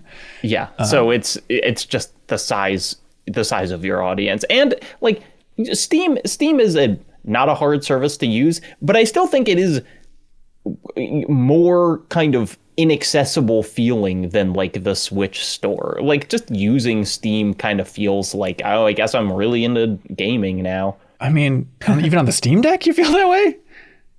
I just feel like it's like, I kind of like Valve's not trying to make it super fancy and like an app from 2025. I like the Steam's kind of clunkiness, but I just think it's like, I don't think you're gonna buy your 10-year-old a Steam Deck and be like, go use Steam. Yeah, that's But interesting. from an indie's perspective, though, I do wonder how it's settled from the initial boom of like Switch is an amazing place to put your indie game where people will see it and are looking for things to play, versus now it's, my experience with that store is you can see things that they want you to see very, very easily. And you have to dig a lot for things that you're trying to find or things that they're not presenting you with, versus Steam has that a little more algorithmic, like not just the discovery queue, but the stuff on your page is like personalized to you and easy to navigate. And there's not like that much of it. So it feels like shop is trash sometimes. Yeah. I mean, indies might have an easier time finding the player there. Even if you want to dig through the eShop to find the stuff you want, like, it is embarrassingly slow. Like, I feel like there should be a recall on that store software, because like at this point in the Switch's life, that thing it's unbelievable. Every time I use it, I'm like, how is this acceptable that this just runs this freaking slow just to try and get one thing done in this store? There's like a bunch of stuff about the Switch that bugs me. Yeah, and it is still full of shovelware, including like, much. Did you know that there are, I was shocked to find this out. Did you know there are like porn games on the Switch? No. Really? Yeah. Of course there are. Nintendo let it happen. They endorse them. But it's like, you would think like, oh, a more like curated ecosystem, but it's not really. And there's still just so much trash. Even like you'll go to the what's on sale right now tab and you'll click it. And like the first few lines will be, okay, these are Nintendo first party. Okay, some third party. And then like, row 25 to 30 is porn games. And you're like, they're pushing this to the front page of what's on sale right now. I don't want to look at this. Wow. That's so horrible. You said it's right there on the front page?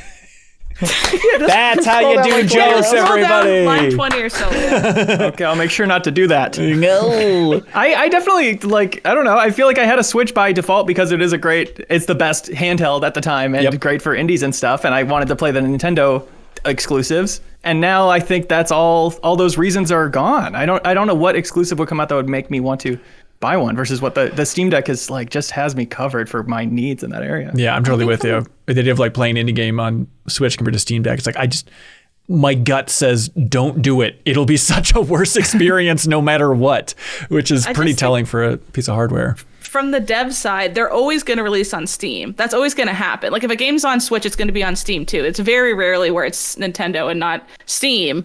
And then they could put the extra effort in to, port it properly so it gets the check mark on Steam Deck or whatever. But still, a lot of games don't have that and run perfectly fine. So I just think the library of Steam games is not ever going to get smaller. It's better to play them there.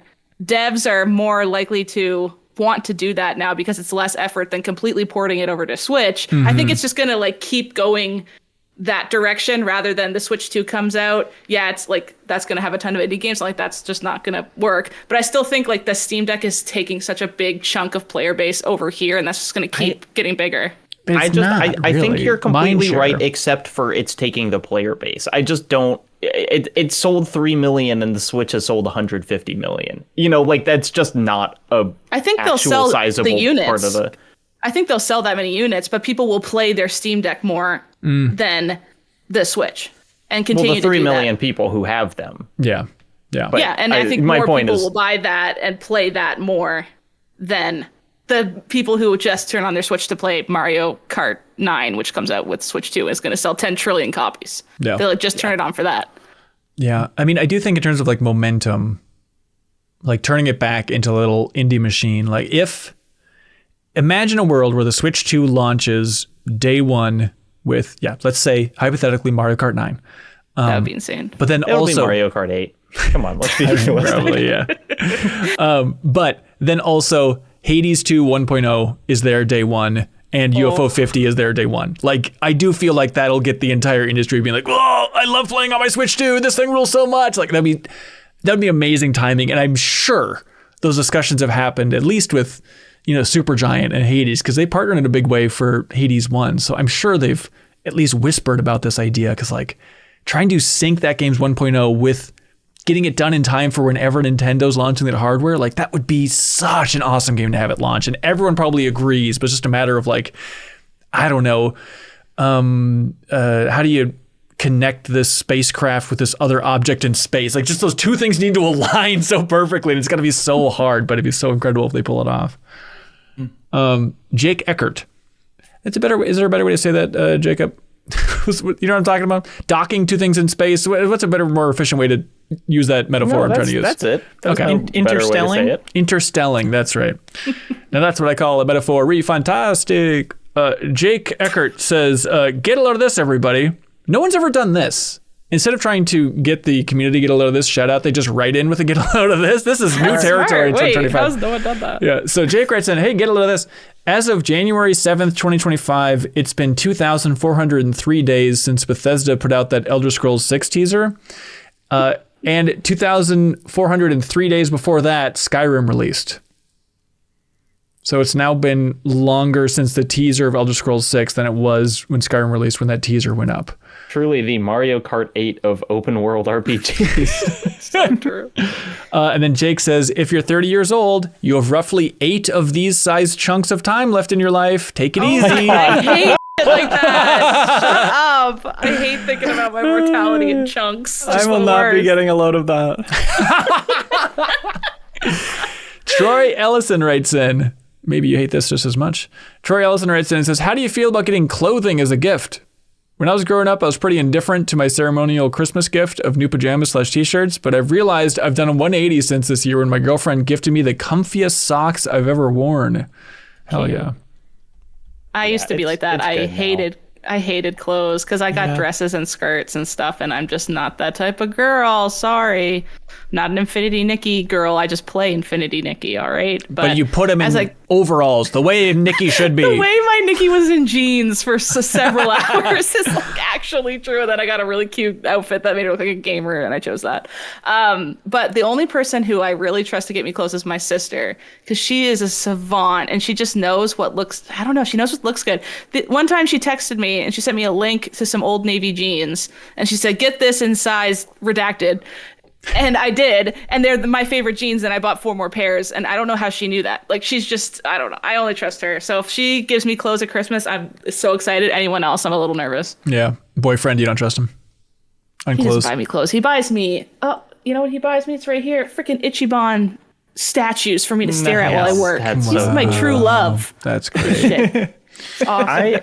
I feel like the clothes shift was, I mean, it's like a couple things. One, it's just you want like toys when you're a kid or whatever. But like, I've stopped growing, and so the clothes that I get now can ostensibly last like until they fall apart. And so I just realized like, oh, if I gradually replace every crappy piece of clothing I have with just something that's not even like super cool or whatever, but just like good quality and will last, I can just wear these pants for like 10 years, now you know? talking. And so it's just like a nice kind of feeling to be like, if I buy something now, I'll just be able to like keep having it in a way that wasn't true when I was like 12. Here's my pitch for the future, and God willing this comes true. This would be my greatest hope for planet Earth.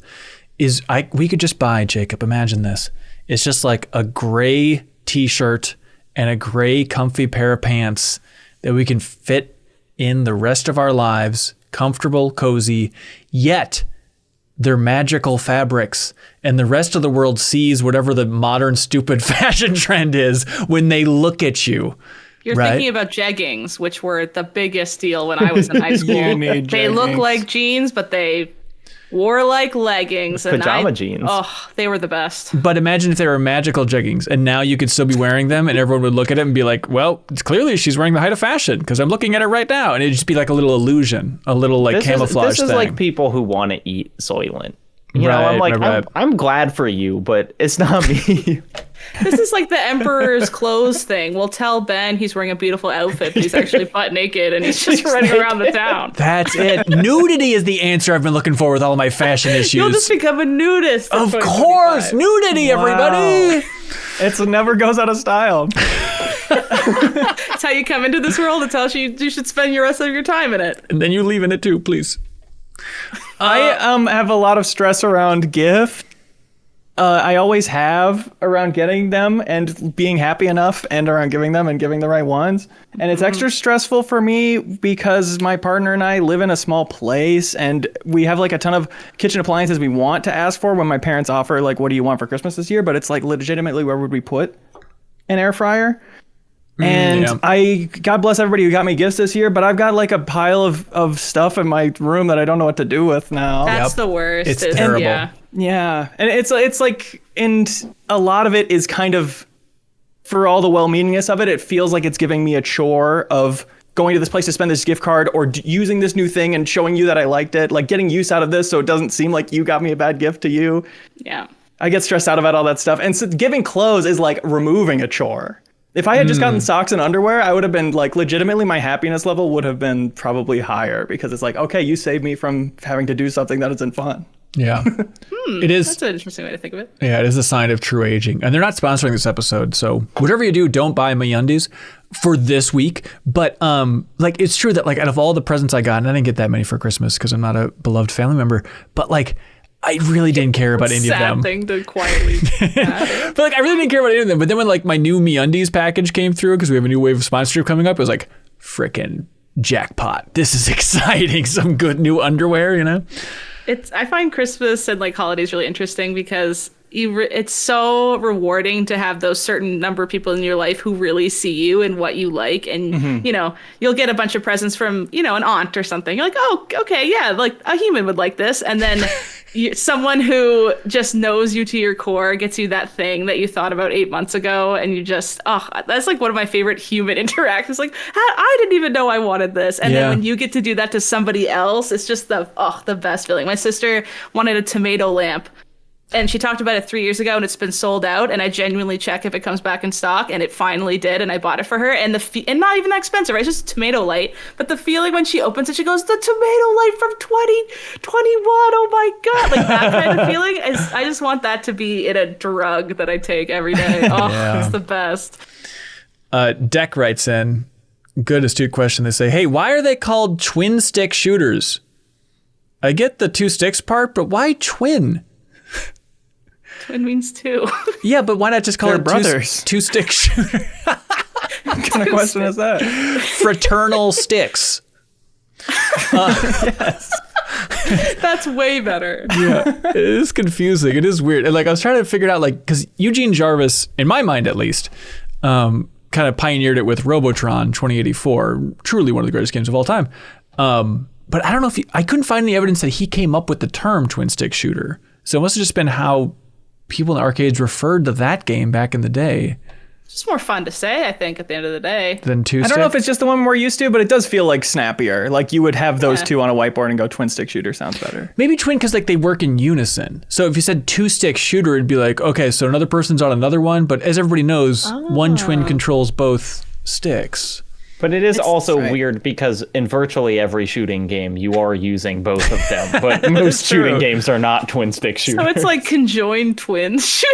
Right, Accurate, but right. that's awful. So we don't want to say that. Anyways, so I was looking at research on the twin stick shooter origin because I thought it was Robotron. Technically, there's a game from 1975 that's called Gunfight. That's an arcade game that is technically the first twin stick shooter. And like, I really went down a dorky, terrible rabbit hole of like looking at arcade footage of Gunfight, but no one was showing their hands. So I kept looking through like YouTube videos, like, show me your hand. I want to see what your hands are doing in Gunfight from 1975. So that was my rabbit hole lesson on YouTube, was looking up Gunfight arcade footage and screaming, show me your hands! Show me your hands! Antithesis of weird feet guys. I just Googled the word gunfight and had a real I don't know what I expected moment. It's 1975. It is great. These characters look like the character models from Custer's Revenge. Right. But I'm trusting you that it's a different game. Oh, absolutely. This is the classy prequel. Jesse Manfra writes in and says, Vice City is my #1 cozy game. It's the game I watched my older brother play, the one I snuck into friends' houses, the one that made me fall in love with 80s music. It's the game I would play just to drive around and exist in the world. And then I met my wife, and she grew up in Miami, and now I get to visit once or twice a year. Hell yeah. In a weird way, it feels like a second home. All that to say, I can't wait to revisit one of the coziest places ever, Vice City, when GTA 6 comes out.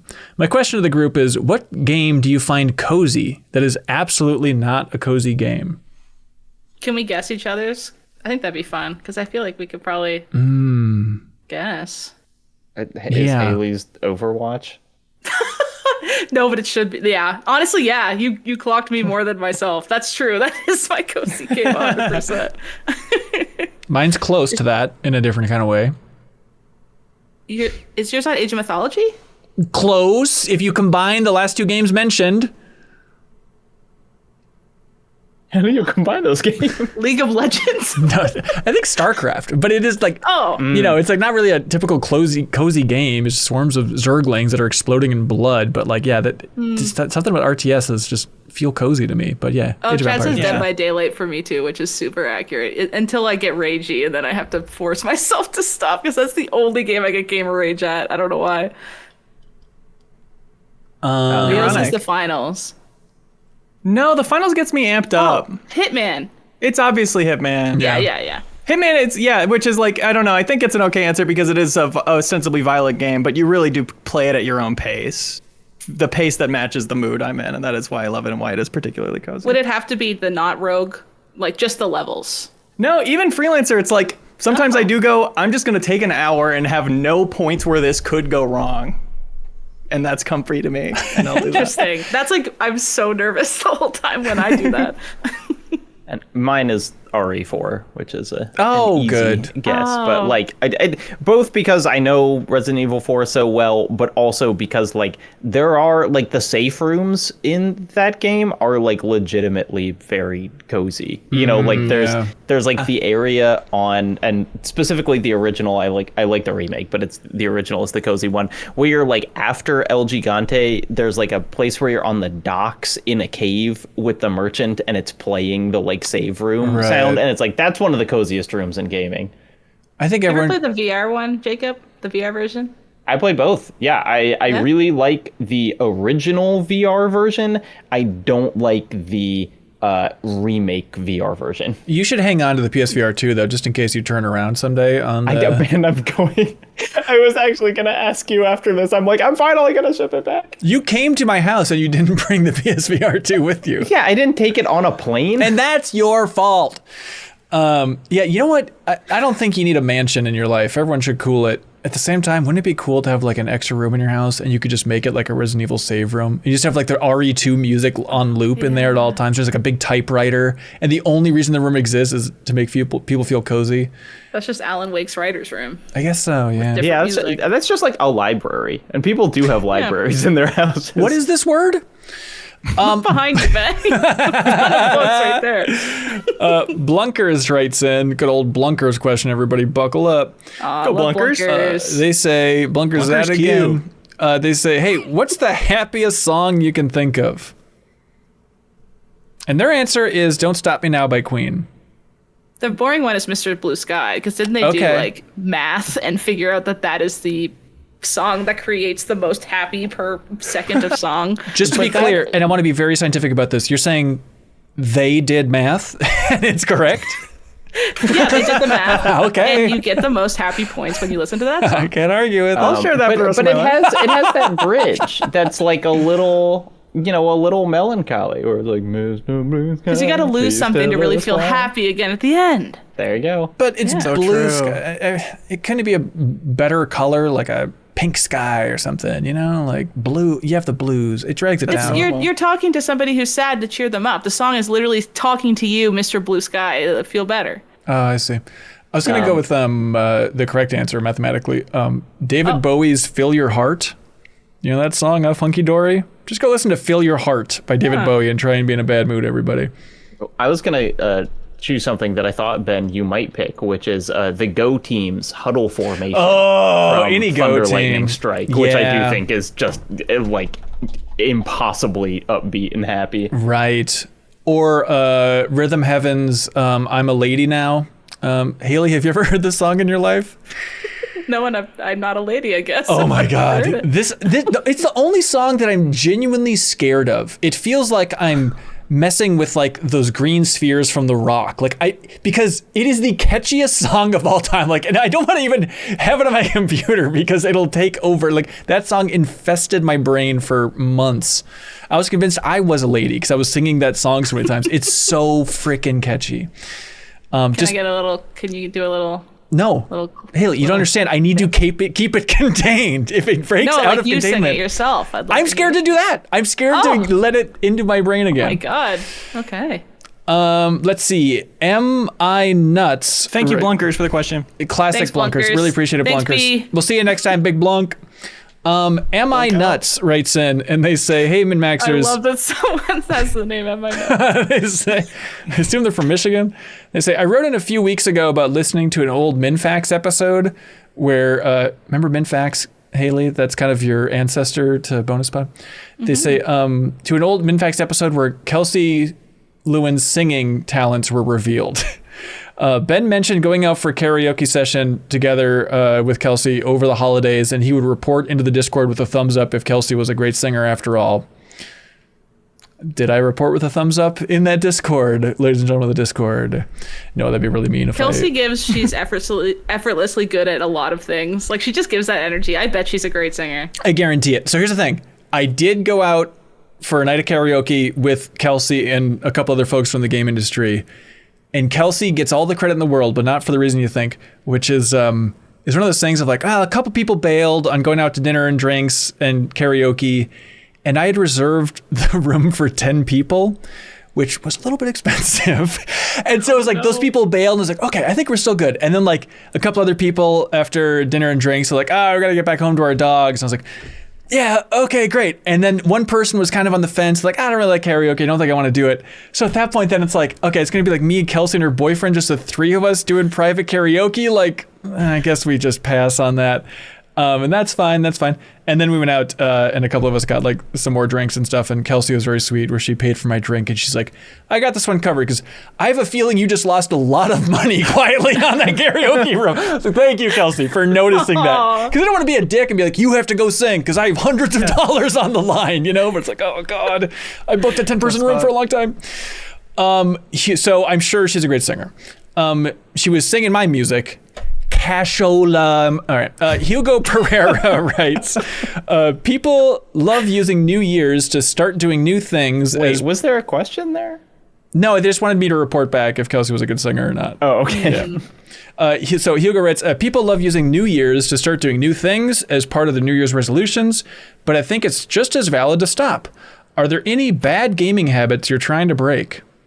Personally, never being a PC gamer, ever since I got the Steam Deck, I've fallen to the allure of Steam sales, and in 2024, I've spent way too much money in games that I've yet to touch. No more sales or pre-orders in 2025 is my gaming resolution. It's interesting. Big Mine move. is so Sales boring, is but interesting. I just want to game on my couch. I only game at my computer or in bed, and I feel like me and my partner have the best hangout times when I just sit on the couch instead of I don't know, something about my bed. It's just the best gaming place. And I shouldn't be gaming there, but I do. Less gaming in bed, but I'm not going to stop. I already know I'm not going to stop. Yeah. That's why I'm saying it. Less of a resolution and more of just admittance. resigned to the fact. It's not any of our faults that playing a game on Steam Deck in bed is the closest the human body gets to heaven. It's so true. It's literally one of the few times I'm happy in my life, like where the serotonin in my brain outpaces the other bad stuff. Wow. I'm always like, I need to get to bed now so I can play Steam Deck for 3 hours before I go to sleep. Literally how I think. Yep. And you guys got like a pillow like propped up? That's the pose? I bought the pregnancy pillow on Amazon. Congratulations. And I sit in that. Congratulations, you're gaming. Baby's due in 9 months and it's gaming. You're with gaming. Exactly. It's a great pillow. I highly recommend. It's like you stick your feet underneath it and then it props you up and then it has like the pillows around you so you can have your arms resting on the side of the pillow while you game. Nice. And it's labeled pregnancy pillow, which not gonna lie hurt when I ordered it, but I wanted it, so. Labels don't matter. This is more of it's gaming's a part of it, but it's like a larger resolution, which is like, I got so sick of myself, like,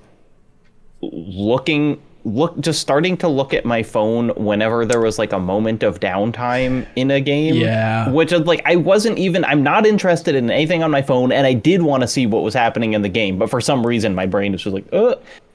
And so collectively as a house, because Annie also wanted to do this, we got this thing called a brick that is not just a building brick, but it's a little thing, and we like stuck it on the fridge downstairs, and it literally just, you can like lock whatever apps you want on your phone, and you can just unlock them by going and tapping the brick. So it's not like a screen time thing, and it's cool. Not like you have to do it for 4 hours a day, but it's just like, if I'm sitting at my computer, I would have to walk downstairs and touch the refrigerator, and that's enough of like a no that I'm like, no, I don't need to, it's like I've been editing video for 5 minutes. I don't need to look at my phone, but just having that little space helps me stop it. That's super That's smart. an awesome idea. Yeah. Although, like, I often think about that too when I check my phone during a cutscene or something, and it feels so lame and wrong. But it's like, well, I need to be able to take notes, when I'm playing games. That's not what I'm doing. Okay. Yeah, so that's perfect for you because you could just block all the. Yeah, you can block suppose. everything except the notes app. Okay. If you Okay. want. Right. Okay. In Discord hangs with my friends in the evening, that kind of really got taken over by the finals this past year because my boy Samir's always on. He's always down to play. We always play until we get exhausted and then I go to bed.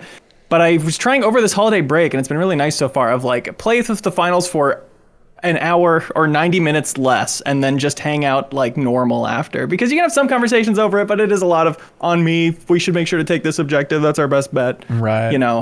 Making like, yeah, I feel like I was letting some of those friendships kind of lapse because the finals was always available and always there. And I kind of need to make a choice to make the time for it. Yeah. If you have a resolution, by the way, check out that Better Quest channel in the Discord. It's the time of the year where it's booming to jump into that channel and say, hey, hold me accountable. I'm going to do this year or this month. It's a good time to jump in there and see some really good stuff from the community. So shout out to them. Aaron Wagner, or Wagner, as Jacob's always insisting we call it. He says, I would love to know if there are any books that you read in 2024 that stood out to you. Doesn't necessarily need to be a book from 2024, but a book that you read in 2024 that stood out to you. I barely read books. Hey, I know, I got a Steam Deck this year, so books were out. I don't know that I read a single one. Jacob, you read a ton, right? Yeah, I read a ton. I did really like the one that you suggested, actually, the 7 games. Oh, we yeah. talked about that some earlier in the year, but I really liked that.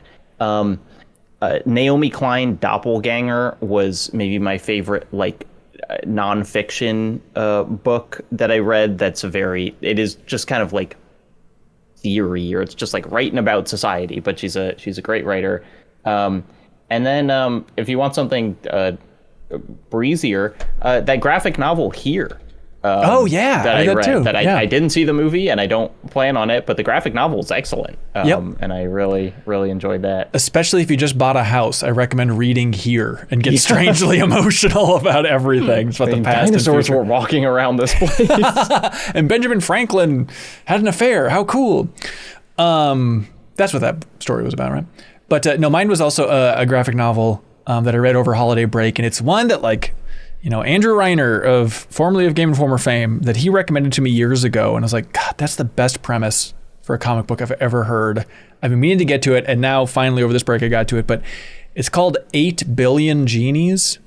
Do you guys know this book? Have you heard of this? No. Yeah, so it's a comic book series, but it's only 10 issues. You can just get like the full book now, and it's completely done. Just like sealed story. It's not like a Walking Dead is going to go on forever, but the premise is when the world's population hits 8 billion, bam, suddenly every single person on Earth gets a genie and can wish for whatever they want.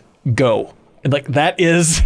Like, I heard that story. It's like, God, it's been 2 years ever since Reiner told me about that my mind has just been reeling of like, God, I wonder what all these people are going to do. How can the Earth survive? That's such a cool idea. Just one wish? One wish, yeah. The genies are like, we don't do 3 wishes, only 1 wish. And it's clever because it's like the genies want people to wish. So if anybody wishes for like the entire world disappears, everybody dies, everyone bleeds to death right now, like none of that can go through because they're like, look, we're genies, but we can fudge things a little bit. And so like, it's like Aladdin style. There's like rules. There's some rules. Yeah. So if it's something that affects the entire world, it's like maybe it'll happen, but only from your perspective. So like if you want everyone in the world to become a dinosaur, you will see it that way, but it's not actually what's going to be happening in the world. But then at the same time, the genie is very cheeky where they're like, you know, sometimes we do let wild things happen because it's kind of fun and we kind of want to see what'll happen. And so like the best framing is every chapter of the book or every issue of the comic book is it starts with just a view from space of Earth. And it says like population, 8 billion, population of genies, 8 billion.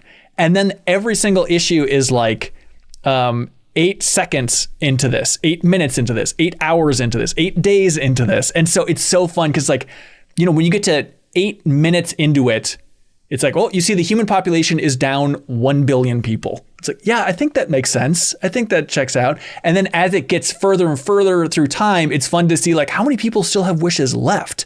And it's a really cool idea. And I was thinking about like, why is this so compelling? And it's just like the core of storytelling of boil it down to the story is just tell me what everybody in the world wants right now. And then how all those wants conflict with each other. It's a cool idea. And there's also like smart stuff of, there's this one quick scene where the president of the United States, it's him talking to like his lawyer and his lawyer's like, I had 30 seconds to come up with something. This is the best I can do. I don't know. And the president commanded like the assistant commander in arms to use his wish to wish for like America's dominance from here through all time. It's like, well, the president commanded me to, I guess I need to do it. But the genies are like, nope, we neutralize all that because everybody in every country, at least one person will wish that their country is dominating for all time. So that all cancels each other out. Wars, those cancel each other out. If it's 2 sides, like everything's canceling each other out. But then there's stuff where like the entire Earth has like a giant bite mark out of it, or the moon has a wild face on it. Like it's as creative as you want it to be while still holding together loosely as a story, but it really was super fun. So if you wish for something that they say, nope, not allowed, you lose your wish, or do you get another one? Good question. I put it on hold at the library. Yeah. Don't spoil it. Please, yeah, Okay, let me know. sorry. Let me know what you think of it. Yeah, I think you'd probably get another one. I don't think it'd be like, too bad, what are you going to do? It'd be good to punish them for being greedy, though. Yeah, that's true. Lost But Do your you wish. think they should make a sequel? The 8 billion John Cenis? I think they do need to make it Billion John Cenis. I think that's true. You do not want to see Richard that. Genies.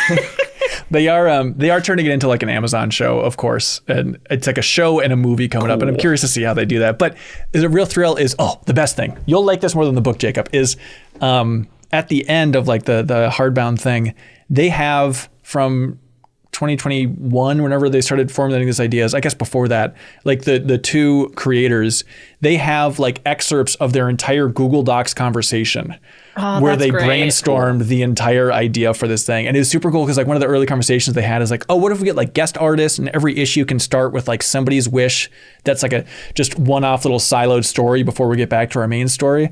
And they say like, yeah, because it'd be really cool to see like Xander Cannon's art if he had a crack at 8 billion genies. And it's like, oh, that's our friend who did a lot of stuff with Game Informer. He was at the Game Informer reunion, but he did all the Game Farcer covers. And it was like just a weird thing. Like, hey, I didn't know Xander was like that famous in the comic book world. That's super cool. So yeah, 8 billion genies is the name of that. Let's see. Oh, also shout out to Kelsey Lewin's Animal Crossing book, which I've been reading over break too, and it's delightful. Michael Archer writes in and says, "My Heart Will Go On is a song that lives forever in the shadow of being the big hit from the movie Titanic. It, along with countless movie tie-in songs, have wormed their way into the greater social consciousness, with radio stations and wedding DJs playing these blockbuster hits across the country. Got me thinking, will there ever be a song equivalent to My Heart Will Go On that comes from video games? A song that transcends the medium. If it wasn't Night Springs by Kira for Alan Wake 2, it won't happen. I really wanted that to become a radio song. It could have. It just didn't. What about that song from Final Fantasy from like 10 or 9? Wasn't there kind of like a pop song that was in one of those that was really popular? I don't know about really. In 8, there's like the Eyes on Me song. I don't know about really popular. Oh, I don't know. Trying to think if there's a... Kaizo in the backstage chat says Simple and Clean. That's a good one. Yeah. That kind of poked at the bubble of outside of games a little bit. Well, I did look up to see what the most popular video game song of all time was, and according to Spotify, it's Megalovania from Undertale. Actually, of course. You know what the real answer is? It's that Devil May Cry 5 Virgil DLC that if you look it up, right. It has like 150 million listens on YouTube. Yeah, but... Because that is absolutely like 1% of those people have played the Devil May Cry 5 Virgil DLC. I agree, but at the same time, well, you know what? Maybe I'll eat my hat. My Heart Will Go On, the official video on Celine Dion's channel, only has 39 million views? That can't be right. Wait, this other one is 172 Probably like million. the lyrics or something. Yeah. But it has like 30 years on the Virgil song. So you're saying that Virgil song will surpass My Heart Will Go On? I'm not saying it'll surpass it, but it's the closest a video game has to like a mainstream song that originated in it. Yeah. I really like the Megalovania answer, because have you ever seen videos where somebody's playing Undertale for the first time and they get to that song and they realize that song's from this game, and it has such a pretense of like, oh my god, that's where this is from. It's like the song is more important than Undertale. That would be almost. a very strange video, because the weird thing about that song is you have to do the genocide route in Undertale, which Right. like 1% of people do. So yeah, it's my favorite is when they played it for the Pope. Yeah, we all love that. And he did the genocide run, which seems bold. Yeah. I mean, but at the same time, it's like, the Mario theme is more known worldwide right now than My Heart Will Go On. Right? So isn't it already mission accomplished? But it's just not playing on the radio? Does that mean that like the No one Stanley listens to Steamer that. carpet cleaner song is like... That's a bomb. Yeah, I think it's number 1. I think that's it.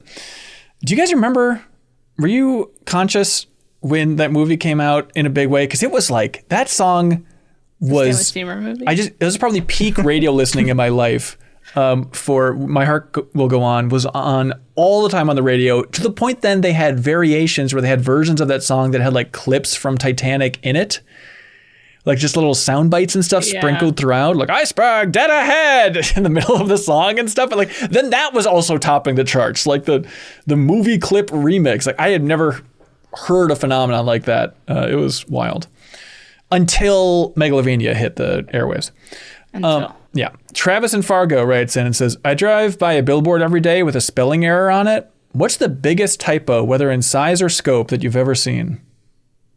I have a fun law one. Yeah. It was I got somebody came to me with an agreement they wanted to get out of that they only had just signed, and it didn't let him terminate it, blah blah blah. So I looked and so I got to review the agreement, and they had done the payment wrong, where they forgot to add the word like, how do I explain it? So instead of saying like shall get paid over the course of a year every month, or like they should have phrased it like that. No, how do I? It's kind of weird. It's like only one word was missing, but essentially what it did was instead of paying him one time $50,000, they'd have to do it every month for like a year. Oh, wow. So I looked at that and I go, are you supposed to be getting paid $50,000 a month? He's like, no, just at the end. And I was like, they're supposed to pay you $50,000 a month. Don't say anything. For this. So he'd rather have gotten out. So what we did was it came back. He said, all right, you're not going to terminate this. The agreement says you're paying him $50,000 a month, and that's what we're going off of. So, and they're like, okay, we'll terminate. So they terminated the agreement. That was great. Wow. Yeah. I went to a frozen yogurt place in Seattle, and on the menus and on the big sign outside, it was called Froyo. I should pronounce it. Froyo : it was Froyo : Froyolicious. And I lost sleep about this. Like, is this a typo? It's the name of the company. Why isn't it Froyolicious? Why is it Froyolicious? Froyolicious. It has to be a mistake, right? For your lips. For your lipses. Then they should have wrote that, Haley. They should have said for your lipses. Yeah, you're right. Froyolipses. But maybe another one was called Froyolicious. This is another version of it. I don't know. There's a I haven't read this book in many, many years, but in Aragon, or in one of the sequels to Aragon, he's trying to put a spell on a child as like a blessing to say, may you be shielded from harm. But he says, may you be a shield from harm. And so then for her whole life, she's compelled to like jump in front of harm coming for other people. No. And I've always thought that was like a clever little like magic legality thing. Oh, very good. That's funny. Speaking of magic legality, Haley, one of the main writer for 8 Billion Genies, he's a lawyer. So like they really dive into it at some point, like we need fine print on some of these wishes, and it's a fun rabbit hole to go down. That's cool. I love that. Adam Roberts writes in and says, hello and happy new year to the computer living cohorts. Same to you, Adam. I spent Christmas at my daddy's, and every time I go, we end up watching an absurd number of movies. With Indiana Jones and the Great Circle looking so good, I finally got around to watching the original trilogy of Indiana Jones. My biggest takeaway, they're all great, but Temple of Doom is the best Resident Evil movie ever made. Interesting take. Yeah, I can see it. Accepted take, Adam. Adam says, did any of you watch any particularly great or bad movies over the holidays? My parents and family watch, this makes me sound mean, but they like those kind of movies that's just like, The Rock is blank on Christmas. Like, what was that one? I literally watched it with them. I don't know what it's called. Show some respect to Red One, yeah. Red One. Oh my God, that movie Fairy. was such hot ass. And we watched the whole thing. And it's like, they like that, and I like those kind of movies to a point, but this wasn't those kind of movies where you can at least be like, haha, they're aware. It's like, they was really trying to be something it wasn't, and it sucked. And there was one point where I was like, oh no, the Christmas witch. And I like turned and looked at my mom, and she just was like, I'm sorry. Like, she just straight up. It's just so bad. But they love, like we watched, when I go over to their place, we watched Grown Ups 2 one time. And I haven't seen Grown Ups 1. So I was like, can we watch the first one at least? And it's like, no, we're watching the second's better, apparently. Anyways, a tangent. My mom also likes Hallmark movies, which I cannot watch those, but I get that they're comfy for certain people. I watched a lot of those, by the way. That's like our Christmas routine tradition, is we drink some wine and watch a bad Hallmark movie, or worse, like just the Pluto TV channel of bad Christmas movies. Hot Frosty? No, that was too classy. That's too classy for us. Like the one we watched this year. It's not. I promise. Oh, really? Yeah, the one we watched this year is like starring like DJ Tanner from Full House. Apparently she's like in 1,000 of these things, apparently, but always satisfying on a very dorky level. Annie's family is wonderful, but does not have, I guess they're just not interested in kind of like watching movies that they haven't watched or whatever. But they also kind of will stew over what movie they should watch for just ever. And so I just kind of was like, just like grab the remote and put on Muppet Christmas Carol. And they were like, what are you doing? And then they were all like won over by the end. But it was so funny because I was like, this has been like, you know, in the general culture, people now agree that this is like a great Christmas movie. And they were like, it was like I had put on like Barney's Christmas. They were just like, why would you ever want to watch this? Wow. Oh my gosh. My friends and I have a tradition. We watch that movie that when they get to the line of like, and Tiny Tim, who did not die, we'll go, yay! And apparently that's in the original book, something that I just learned. It's funny you bring that up. That was going to be my go-to, because I watched that movie somehow for the first time in my life on the plane recently, and it freaking killed me. On a plane? Yeah, I was just watching it even by myself, and because I put it on like, maybe my kid will get distracted and look at this. He didn't care about it at all, but like I was just there watching by myself and just laughing my ass off. I think that movie is so funny and so cool, and some of those shots, like the shot of the giant Ghost of Christmas Present, like shrinking down to human size. I've rewatched that so many times. I have no idea how the hell they did that. It looks so good. Annie's sister hated puppets so much that I was trying to explain it. I was like, isn't it just like interesting that they have all these things? And she's like, no one should have a puppet. Those vegetables in the cart, they shouldn't be puppets. But also, why did they have to make the Ghost of Christmas Past so scary looking? That's probably why I didn't watch it as a kid, because that's the scariest looking thing I've ever seen on TVs. I remember being really scared of that too. Oh my God. And plus then the greatest discovery, the greatest gift that I had over Christmas was finding in some, blank check subreddit post about the Muppets Christmas Carol is that tweet that you probably know of just somebody, you can't quote the tweet, but it's one about Scrooge goes outside and then 500 Muppets just scream at him. Yeah, there goes Mr. Asshole, there goes Mr. It's like I can't stop thinking about that. Yeah. Also, my kind of newer favorite Christmas movie is Satoshi Kon's Tokyo Godfathers, which is like such a lovely and warm movie, and it's like very silly and dramatic and whatever, but it's like a Satoshi Kon's other movies are like pretty weird and can be kind of hard to watch or intense. And Tokyo Godfathers is just like wonderful the whole time. Probably couldn't get away with putting that on at your in-laws, though. It's not going to fly. No. Okay. An animation that's also, you have to read subtitles? Just to complete the blank check trilogy, of course, for discussion. Yeah, I did watch Duel I did watch Duel again, and then I watched Sugarland Express, like Spielberg's second movie.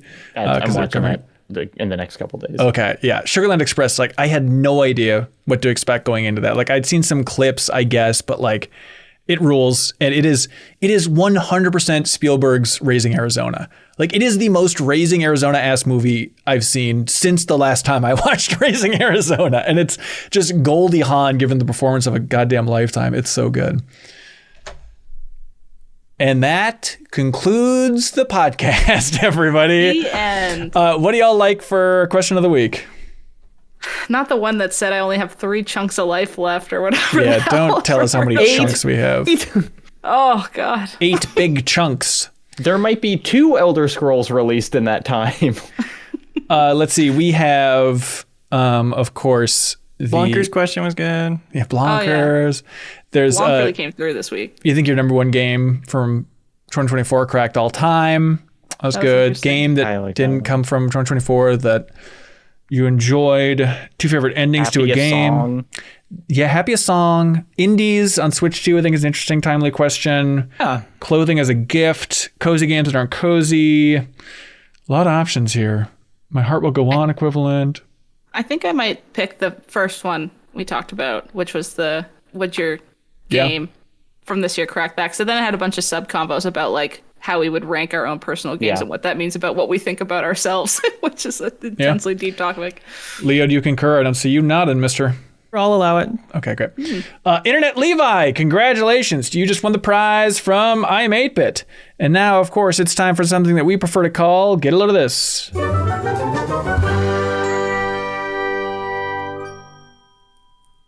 Get a load of this. Ah! Oh, gotcha, Leo. I think I was faster. Get a load of this. This is my first one of the year, and I love it. This better be good. It's really good. There's this dog named Bernie on social media, and one time 6 months ago, he passed a bush that had a bagel in it. And then every day on a walk, he always checks the bush for the bagel again, to the point that, and he always comes home a little sad. So the owner posted that, like, here's the bush he always checks for bagels. And then the comments were like, put a bagel in the bush. And she was like, okay. So she went out before the walk, put a bagel in the bush, and then took the dog for a walk. And he was walking up, he looked at the bush, and the bagel was there. He was like, oh my God, it's there. And he just was very excited, and he ate the bagel during his walk. It only fruits once every 2 years. But then she pointed out, like, now he really checks the bush, like, even more than before. But still, that moment where he finally got his bagel again was very nice. Mm-hmm. Is it Canadian to say bagel? Sorry. I think Bagel. Minnesota says it weird, too. Bagel? I say bagel. Wait. Bag. But I think Because it's the classic joke. Why do seagulls fly by the sea? Because if they were by the bay, they'd be bagels. Doesn't make sense if you say bagels. Why do seagulls love to get in a bag? Because their bagels are there. Because they're actually Owned. I remember it was a debate in high school of which do you say. So I think there's enough like Canadian crossover. It was here a in Minnesota. recurring bit on Community that they made fun of Britta for saying bagel. Right. Bagel. Vague. And that wasn't bagel. okay. Yeah. Yeah, nothing she Not did was cool. okay. Please get a load of this. X Defiance closing down content dump is enormous, unprecedented, and bleak. Okay.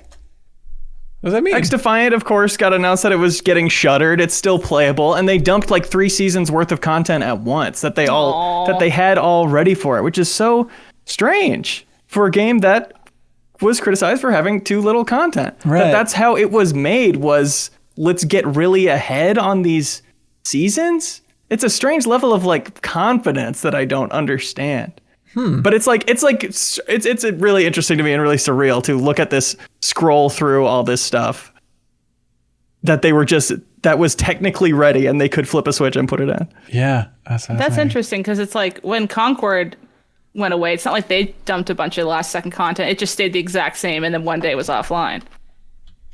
Yeah, that's weird. Yeah. So they must have just not had any yet, or maybe they looked at it and said, no, we're not even going to give you this. You don't deserve taking it? this to the grave. Yeah. Get a load of this.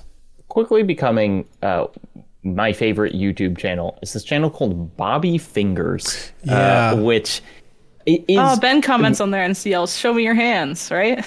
Yeah. That's right. You've seen it. It is maybe the most like logistically impressive videos that I have seen on YouTube, where the shtick is basically that he makes extremely detailed dioramas, or in one case a boat depicting something happening. The most recent one, which I'll recommend, is there was an episode of the Joe Rogan podcast where the Black Keys were on, and one of the guys from the Black Keys was trying to remember the name of Bobby Fingers' YouTube channel and couldn't. And so then he made that a diorama. But the level of craft that goes into this, where he is making like full-scale perfect models of their head out of clay and then like 3D scanning them and then like putting them into 3D printing them and whatever. But then there's metal working, there's all of this crazy stuff, and then on top of that, the production of these videos is so crazy in ways that in a different video, not this one, for some reason he went and surgically got a hair plug of one of his ass hairs put in his head. Like he went to like Turkey or like a country that would do it, and they took out one of his butt hairs and like surgically implanted it in his head. And that's like in the timeline of him making a diorama of something. I cannot describe it, but I like gasped multiple times watching this diorama video. And none of his videos have more than 1 million views, which is staggering to me, given how impressive they are. That's awesome. Links below if you want to check it out, everybody. I got a simple one where it is a video I found on YouTube that's about the making of Blood Simple, the first Coen Brothers movie. And I've talked about this before, but like any video or interview that actually gets the Coen Brothers to open up a little bit is just such a blessing, because they're pretty tight and they don't like doing interviews. They're always in the camp of like, we don't have anything to say. We made the movie. Leave us alone. But this is a video, and I think it's from the Criterion Collection or something, but it's just ripped on YouTube if you want to check it out. But it's the cinematographer for the first couple Coen Brothers movies, Barry Sonnenfeld, who went on, of course, to direct a ton of movies in his own right, like Men in Black and all that stuff. But it is him with the Coen Brothers, and it's them going through Blood Simple, and I've just never seen such a good breakdown of all the shots in a movie, where they have like a little telestrator, and basically they're going like shot by shot. I mean, like, here's everything we messed up in this shot. Here's why we were rookies and didn't know what the hell we were doing. Here's how we got this light completely wrong. Here's why this doesn't make sense. And they're actually being jokey and like, talking about how they completely blew it on this movie. And it's just a really fascinating example of like these really talented artists going back and look at like their first big work and just being like, we did all of this wrong, and we never do it this way, but this way is better. Like, looking at it, we would never do it now they're professionals, but clearly it led to a much more interesting movie visually. So links below if you want to check that out. Also, We Go Giant in the community Discord. There's a whole channel, by the way, where you can post whatever you find interesting. You'll get a load of this, and it's the greatest news feed you could ever hope for. Jump on in there, check it out. But We Go Giant posted this, and they say, okay, there's this chess content creator I know basically nothing about who has popped up on Instagram Reels for me a few times, and she just makes songs describing various openings and defenses, and the songs frickin' rock. So I don't know if there's like famous histories of chess matches or what she's going off of, but here's an example of putting a song to this chess match. Old, so sure, Queen's Gambit, the lure, but I'm not falling for your game. Albert counter called my name. Take the piece, I step ahead, my space expands, you can't hide. E3, a weak defense, my all right, you get the idea, but it's all visual of like the actual replay of the chess game that she's that just could so play during a Final Fantasy trailer where they're sitting and playing chess in every single Final Fantasy trailer. It would work in any game trailer where they are sitting down and playing chess. There's no doubt about it. Most. Yeah. Which is most. What are you talking about? Maybe like 16. Some stupid Final Fantasy. How many niches could be invented if people just combined their two favorite things more without question? It's so Right. true. Yeah. Embrace it fully. That's a good point. All right. That is it truly now for this episode of the MinnMax Show. Thank you so much, everybody, for tuning in. Greatly appreciate it. We hope you stick around for 2025. We got fun things planned. Stay tuned next week for a fun announcement. Sorry for the delay on that one, but we appreciate your patience there. But what do we have? Bonus pod this week. If you want more of what people have been playing over the break, Sarah and a wee bit of Kelsey were on Bonus Pod. If you're a $5 supporter on Patreon, you can listen to that podcast every single week. It's very good. And this week, y'all talked about getting back into Pokemon trading cards, collecting those. I'm so in deep on. Sorry, I might just make the podcast keep going for another 30 minutes. If we keep going, I just won't say anything. We won't, but I have Pokemon a will cards to live again. It's a whole thing apparently. So you can check it out on Bonus Pod. And then also next week on Bonus Pod, the plan is, this could always get derailed, but the plan is it'll be a big kind of MinnMax business one where we'll talk about the analytics for MinnMax's 2024. If you want to go behind the scenes on all things numbers of what it's like, behind the scenes of a small media company like MinnMax, Bonus Pod is the place to be because we'll run through all the analytics, YouTube, podcast feed, all that stuff, Patreon on that episode. Also talk about the results of the survey that we sent out to every MinnMax supporter. We can talk about all those things. So it'll be a fun businessy behind the scenes thing coming up next week on Bonus Pod if you're a $5 supporter. New Show Plus this week. Leo, it was us reacting to the VGAs from 2009. We watched 2007s and we said this could not get any more embarrassing culturally. And then we watched 2009 and we were right. Well, yeah, it turns out it was correct because 2009 was slightly classier. It was kind of cool, actually. Like, Stevie Wonder came out to present Best Music Game, and then he, seemed like went off the cuff and just made the plea for more accessibility in games. I was like, this is aged shockingly well, Stevie Wonder. Wow. So you can check that out on our YouTube channel if you want a lot more of that. Anybody else got something they want to plug? Nope. Be yourself. Be yourself. Come on, everybody. Shout out Plunky. That's it. And shout out again to everybody who jumped up to the shout out to everybody who jumped into the Pissy Zone. I'm sorry, the $10 tier to unlock the Pissy Zone. We appreciate that. I'm glad you all enjoyed it. Pissy Zone. Woo. That's right. All right, we'll be back next week for a fun new episode. Greatly appreciate everybody. Until next time, be good, have fun. Let's go.